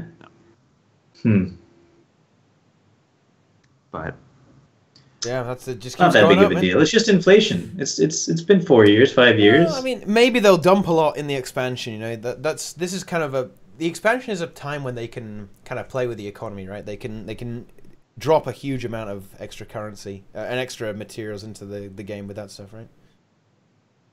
Mm-hmm. Yeah. Mm-hmm. And when the first Living Story patch comes out and it has the new legendary dagger and great sword and another legendary trinket, the price will just go to like 2.5 gold. Do you know what, guys? Do you know how we need to solve the Mystic Coin problem? Everyone here needs to go ahead and purchase a Guild Wars 2 account from each of our referral links so you can get the daily rewards and save the Guild Wars 2 economy, guys. Okay, and MMO Inks. Inks isn't here, but buy one from him as well. Think about that, guys. That will be, per person who bought 4 accounts, that will be another 80 coins per month into the economy, guys. Yeah. That's amazing. Yeah. Save the Guild Wars 2 economy. Buy a massive amount of accounts today. So yeah, get right on that if you want. Unless you want to be paying a copious amount of gold for your Mystic Coins, guys. I mean, I know you don't want to do that shit. Yeah. Plus, you'll get T6 mats. Yeah. Quite a good value. It is serious value, dude. It's serious value. No, don't hoard them. Don't sit on them. Sell, guys. Sell. Go on. I need to get that app that lets you like launch your different accounts from one thing. Buddy. Yeah, it's handy. Yeah, I need that because it's pretty cumbersome logging into the alts every day. Yeah. So before we leave, though, do you want to talk a little bit about the demo that's currently going on? Yeah, or is this strictly a balance patch? I played it for 10 minutes and then said I didn't want to spoil it for myself. That's fair. That's fair. Yeah. Like, if they had the elite specs, I would have probably been playing all weekend and not stopped. Yeah, but yeah. That's what I'm going to do next weekend. Instead, I was like, do I really want to, do I really just want to, play this now when I'm going to be playing it again in September, or rather just be surprised then? Yeah. Well, one interesting thing about it was what I kind of alluded to earlier was like in the new map the loot is really strong. There's a lot of, you can get a lot of leather and metal and like all the like rare crafting materials pretty easily, and ectos as well. And obviously they got the unidentified stuff where you can salvage this for even more materials. Like the loot is pretty strong. This is kind of a little aside there, which is what I'm saying. Like they're going to adjust some stuff in the economy, like maybe finally solve leather. Right? Yeah, but it might be toned down though, guys. Bear in mind they might nerf it to oblivion. But yeah, the beta, I don't know. The demo, there's not a lot of meat on it, honestly. The story is business as usual, as you might expect. I really love the map though. The map is like ArenaNet really don't ever drop the ball on their map design, man. Like the map really is absolutely fantastic. I really like it a lot. Yeah, it's gorgeous. And that night, the sky, yeah, oh my god. The skybox is fantastic. Really great job. Like aesthetically, the expansion is looking good, guys. It's gonna be 25. Especially the mounts. Yeah, dude. Yeah. Is it 25 or is it 30? Oh, I don't know. 30 would be. That have would be all my amazing. gold. Just take all my gold. That's the Cantha expansion. That would be beautiful. That's the Cantha expansion. 30 slot bags in Cantha. But no, the mounts. I wanted to play. I did play more than 10 minutes because I wanted to get a handle on the mounts. Get my hands on them. They're good. They're really good. They're like they feel real. They feel not like obviously not real, but they feel like a living animal underneath you going around. They did a very good job with the mounts. I'm impressed. Also, they go really fast. Yes. Yeah, from watching streams, they look really well done. They did a good job on those. Yeah. They handle really well. The feel of them is really cool, and the animations are fantastic on them. And they're a lot of fun to use as well. It's never something. I see people linking a TeaTime. They linked it on Reddit saying about how mounts like should not be the next mastery, and it's kind of, I don't know. I kind of still do stand by that. Mounts are not something like, are not something I think about. Like, damn, I really wish Guild Wars 2 had mounts. But now that we have them, yeah, sure, it's cool. They are actually they're really cool and really well executed by ArenaNet, and I hope that the other ones are equally as good, right? We only saw the Raptor so far, and I wasn't on that TeaTime, so I'm not one of the people who are like, no, we're not going to get mounts. But honestly, I probably would have said something similar because before this expansion, I was like, do we really need mounts in this game? Probably not. There's waypoints and there's running. But I think after a little while in the next expansion, after like a month of playing or something, I'll probably be of the opinion of how did I ever live without mounts before, because it feels really good and so fast. I think it's like 66% speed boost, twice as fast as swiftness, really probably. Maybe even more than that. You're really fast, and just the mobility it gives you with the jump and with the teleport and the going over water is going to be really handy, especially in the new maps, because the new maps they're really big, but they're not going to have a lot of waypoints, right? So that's how they're going to make the mounts extra useful in the new map. Yeah. In the old maps, maybe they won't be as useful. I think they still will be handy, but I think they're really going to shine. They'll really shine for their utility in the new maps. Right. So for the new maps are like, I don't know, 50 to 100% bigger than the old maps, and I think I tested it. You could get across on a mount on one of the new maps in approximately the exact same amount of time as getting across one of the old maps with swiftness and speed boosts. So the feel of the map is probably going to be about the same whether you're on a mount in a new map or not mounted in an old map. But I think that because of waypoints in old maps, now old maps feel a lot smaller than they actually are. But since the new maps don't have any waypoints, it's always going to feel that large of your first exploration, for example. It's always going to feel nice and big, the new maps. But the old maps with mounts is going to feel really small. Yeah. Perfect. It'll make gathering the toxic spores in K6 even more immersive, more gold efficient. Yeah, dude. Really good. Yeah. There's not really that much to say. I really do enjoy the bounty system in the new map, where you kind of hunt named NPCs. That's kind of cool, right? That's pretty cool. It's like bringing back Guild Wars 1 stuff. And also, it's taking it off the rails a bit. Like, people will want a bit more dynamic instead of just being the events on rails, like a lot of the HOT events are, right? So this is kind of like you just trigger it and then you just go after the NPC, right? So are the NPCs that you have to go after like randomly placed on the map, sort of like a guild mission, like the bounty guild bounty, I think or they are have they specific places they spawn? So it's gonna be like spawn camping again, like where like you're gonna have like 30 people standing around waiting for the thing's 5-minute respawn timer to come up, and then people are just gonna like nuke killing it.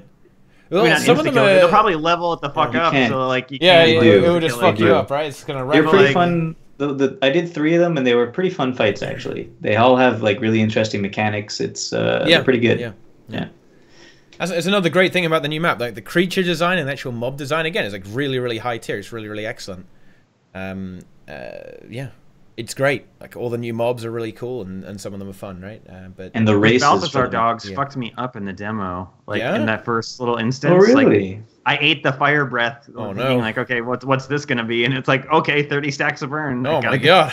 I was unstoppable with Might Makes Right. I just you're just dodging everywhere. You're going crazy. I walk through them. Yeah, it's pretty easy. Whoa, toxic spores have gone down. Holy shit. Yeah, because they're not used. The new food sucks. I mean, it's nowhere near as OP as it used to be. I mean, it's not as OP, but it's still best in slot.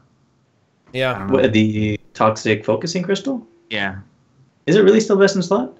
Yeah. It has 30 more stats or something like that than the best in slot by 30 stats. By like 2%. Yeah. It's not as managed. Well, I mean, it's kind of 2%. It's like 2% of that. Yeah, it's a very small difference, but Furious is like, I think the toxic focusing crystals is like 90 or like 110 stats, and the Furious is like 80 stats. It's something like that. Like it's not that big of a difference, but every bit counts. Yeah, every bit counts. Yeah. But the real limiting factor of the toxic focusing crystals is that you need Imperial fragments to make them now instead of Bloodstone dust. And I don't run dungeons as much anymore, so I don't have Imperial fragments. I guess if you World v World, you get them, but like I have 900 Imperial fragments, and that's enough to make like 40 toxic focusing crystals, and I'm done. I mean, oh boy. Where else am I going to get Imperial fragments from that in large numbers? Because you need a lot. It's 100 per 5. Like that's chopping primordial orchids. Yeah, but even then, it's like 5 per chop. You need 100 per 5. You need 20 Imperial fragments per crystal. Like that's a lot. Like you have to chop for a really long time. Yeah. Or just play World versus World or Dungeons. Yeah, we got to go back to Dungeons. Back to Dungeons. Hey, you know what? I mean, if World versus World starts losing players again and it starts dwindling or whatever, just make all best in slot rating PvE stuff only available in World versus World. There you go. Yeah. that won't cause any hate at all. Because like the PvE people will be like, why do I have to go into World v World? And the World v World people will be like, why are there PvE plebs in here rezzing the other Zerg? Like, yeah, it's just not. It's a bad bed for everybody. Yeah, that'll be great. So have you been World vs. Worlding at all in the last week or so, Teapot or Nike? Yeah, man. I haven't. No. How do you like the gliding now? The gliding doesn't really affect the gameplay that much. I guess that's okay. It's good defensively, so you can glide into your spawn tower, which is kind of cool. There's also an exploit on Eternal Battleground, so you can glide into an enemy tower, which is kind of silly.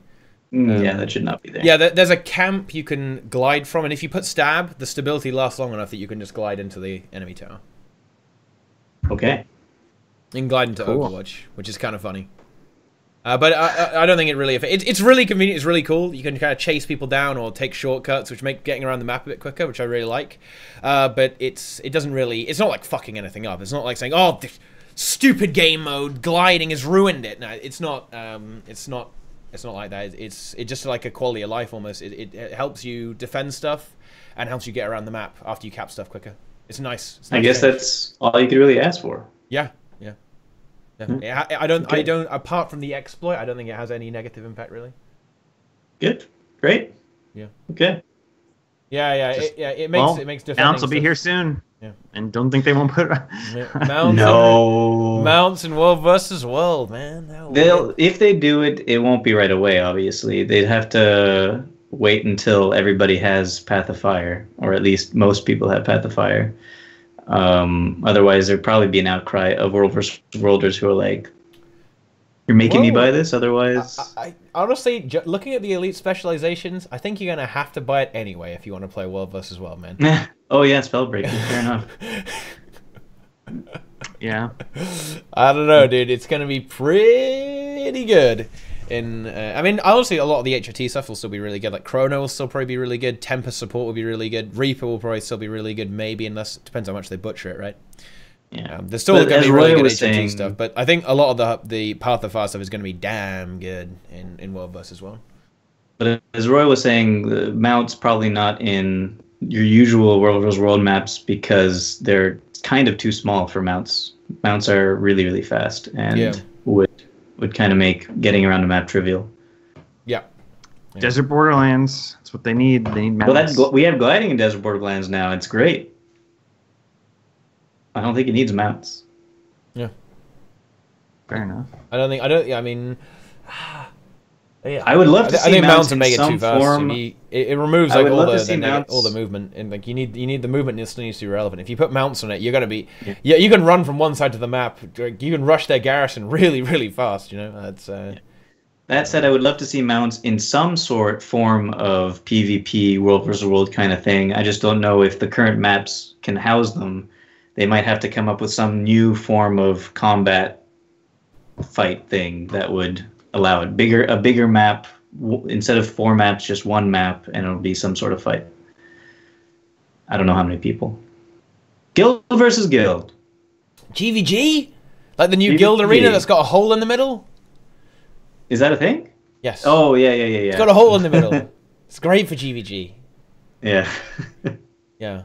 Honestly, because of that hole, I think the entire Guild Wars 2 staff should be fired. How dare they put a hole in the GVG arena? Fire them all, dude. Fire them. They'll lose their jobs over people. This. Everyone upvote this comment, guys. Fire them all.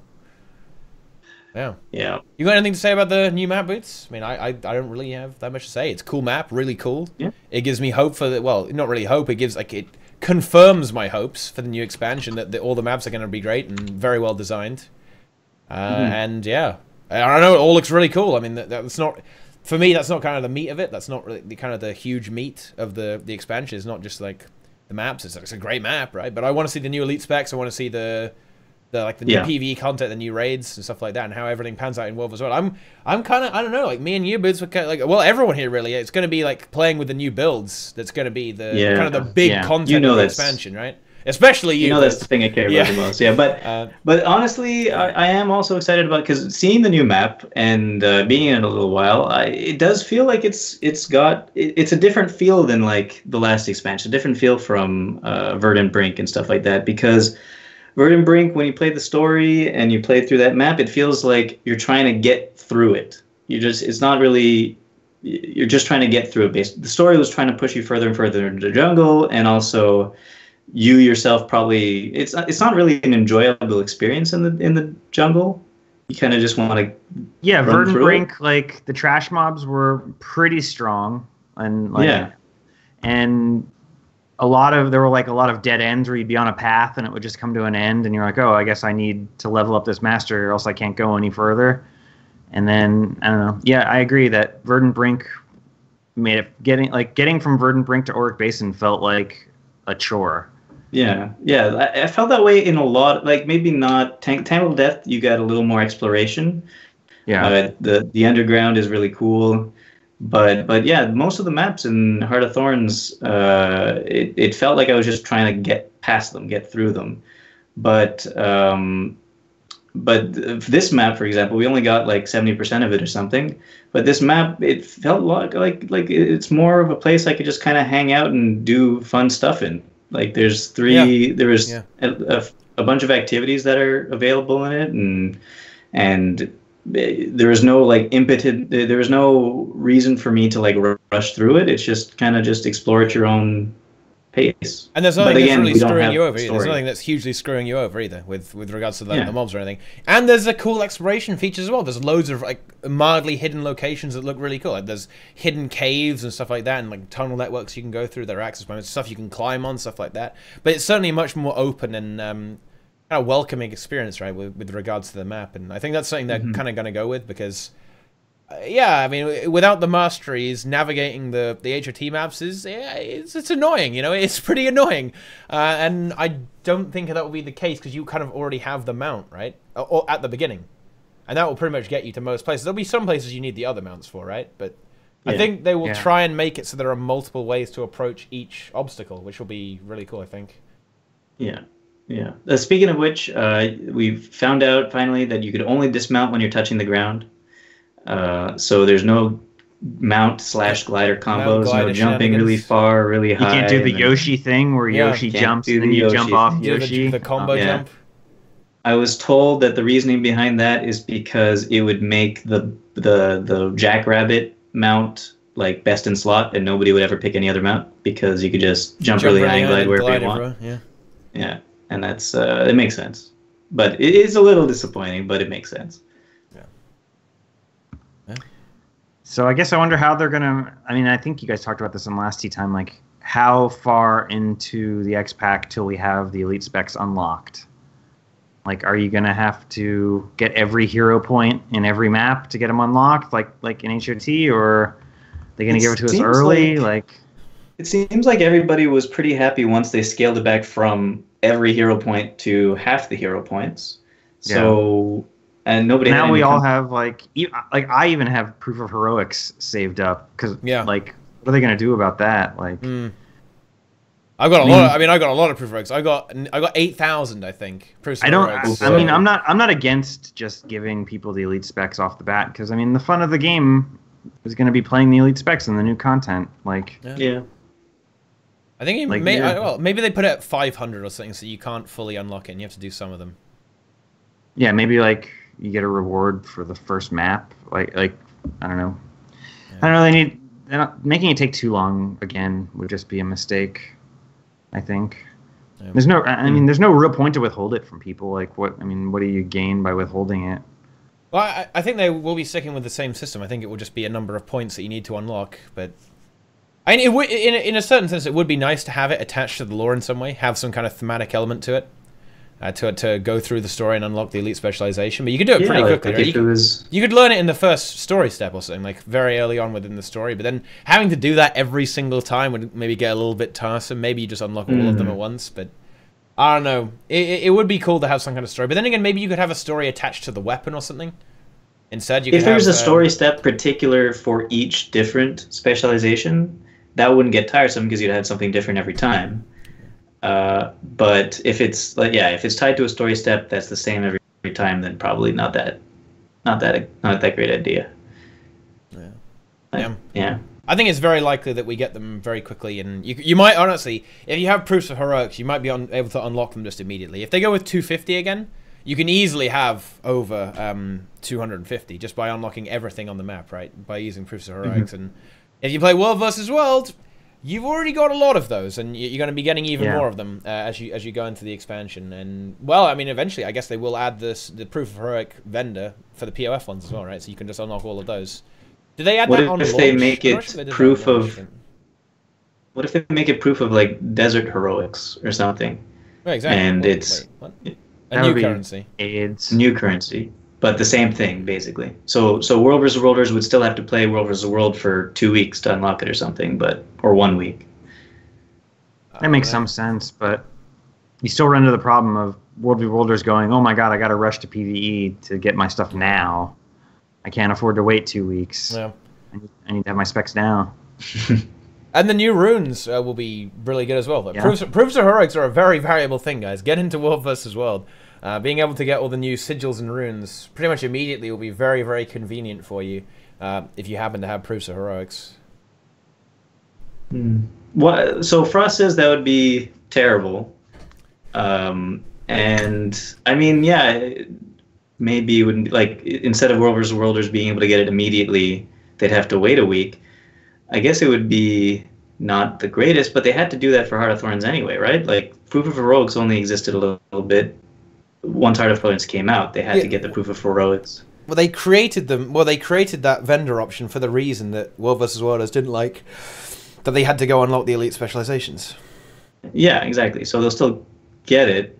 I don't know. Anyway, it doesn't really matter, I guess. So they'd like you just to add it to the vendor as another option to unlock the POF ones. Mm-hmm. So you can get Weaver or Holomancer or whatever. Holomancer. Yeah. Holosmancer. So there's no. You don't think there's any issue with World versus Holomancer? Yeah, with World versus Worlders being able to get it immediately. Well, no, I mean, what does it matter? Yeah, I guess it doesn't matter. Yeah. I mean, everyone can do it. Like, just do World vs. World. You don't even have to play a lot, right? You don't even have to play a lot to get enough. Because one proof of heroic. It. So that means it's not just World vs. Worlders. One hero challenge. It's almost everybody. It's everybody who can be bothered. Yeah. But I mean, you'll be able to unlock them pretty quickly anyway. I mean, if you get 10 per, maybe they even make it 15 or something, or 20 per hero challenge, right? If you only need 250, that's not a lot of time. And bear in mind, people will be going crazy farming these maps like hell. So it will be very easy to do all the hero challenges, and the hero challenges probably won't be that difficult. So I've done some of them in the map, and they just involve killing veterans, right? So it's not like a big deal to kill them or anything. You can solo them pretty easily, so it won't be hard to. It won't be hard to unlock the elite specs, I don't think. Yeah, okay. All right, I guess, did we talk about everything we need to talk about? I have to say, I think that's kind of it. Anyone got some closing thoughts? Anything? Let's get Bagwan on here. Yeah. Should we some beef with him? Yeah, can we guys, we're doing a new post show. Basically, every week we're just gonna bring Bagwan on and he just roasts Brazil. How about that, guys? Like, are we gonna do that? But he could roast anybody. He can roast anybody. Yeah, he could roast us. It could be anyone. Good. We have a half-an-hour post show. It's just Bagwan roasting someone. Okay. Doing it from the back while we do it. Yeah, from the front. Yeah.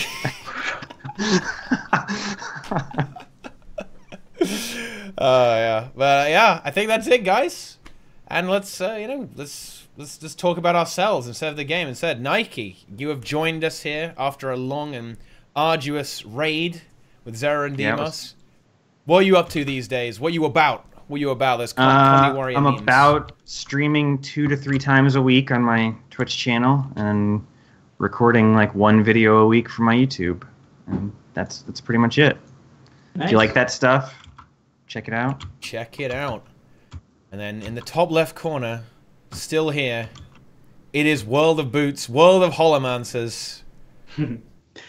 This is a good time. We've got new videos coming, right? This is it. This is great for me. I can't wait until I get my hands on those elite specializations, and especially when the game comes out. It's gonna be. I'm probably gonna have a lot more builds coming out. But this week I made some videos. They're sitting on my desktop, but they're way too boring. I'm not gonna put them out. I just went over all of what we just did today, going over every single change and new elite specialization that we know of thing, and talked about what I thought was cool about them. And oh my god, is it ever boring? So I'm not actually going to publish those videos. So yeah, instead I'm just wait for my Boots Bad builds. There we go. All right. And then, well, Inks isn't here today, guys, but you should definitely check him out as well. Find MMO Inks. You can find him everywhere. He's unfortunately unwell. Send him some love on Twitter. Go follow him on Twitter, guys. Come on, let's just keep the meme going. Go follow Inks on Twitter and wish him a speedy recovery, guys. But then I guess there's me as well. Follow the stream, guys. This has been a quality tea time. Actual content, guys. Actual quality content. So yeah, you can follow this. If you really like the stream, you can hit the sub button. Look at this. You could get this emote. You could get Salt First, which was an old emote, but it's actually Doroy. You could get all these quality emotes we have, guys. You could do that and subscribe. You could also subscribe to my YouTube and watch all the other tea times. There's a whole bunch of them, guys. There's a lot of tea times. It's been, tea times have been going for ages. You could go watch all of them. And there's a bunch of other stuff there as well. And then just come back and watch every single time. Watch my stream every day, guys. Watch everyone's stream. Just have constant tabs open of everyone from tea time. And whenever the stream's live, you can watch all of them at once. Just get a multi-Twitch, guys. Watch it all. And obviously YouTube as well. Like, get one for YouTube. Get like a second monitor with all the YouTube videos on and watch all of those. It'll be amazing, guys. It'll be great. But yeah, do all that stuff. Buy POF if you want to try the expansion, guys. We've all got referral links. Go check that shit out. You could do that. And if you don't have the game for some reason and are watching the show, you can still play the demo today if you get one of those play for free accounts. Yeah. Pretty easy. That'll get you in. I don't know why you'd be here and not be playing the game, but fine. And we've also, we've also got some referral links for the free to play as well. So you want to support us all by doing that, you can do that too. My recommendation, if you super want to support, you get the free to play account, you level it up, and then you convert it to a paid account. Nice. The double dip. That's the optimal way. That's the optimal way you want to do it if you want to support your favorite content creators. But that is all for us, guys. Thanks for watching, and we will see you guys on our respective channels somewhere down the space-time continuum. So yeah, thanks for watching, guys, and have a good day. Thanks. See you later. Peace.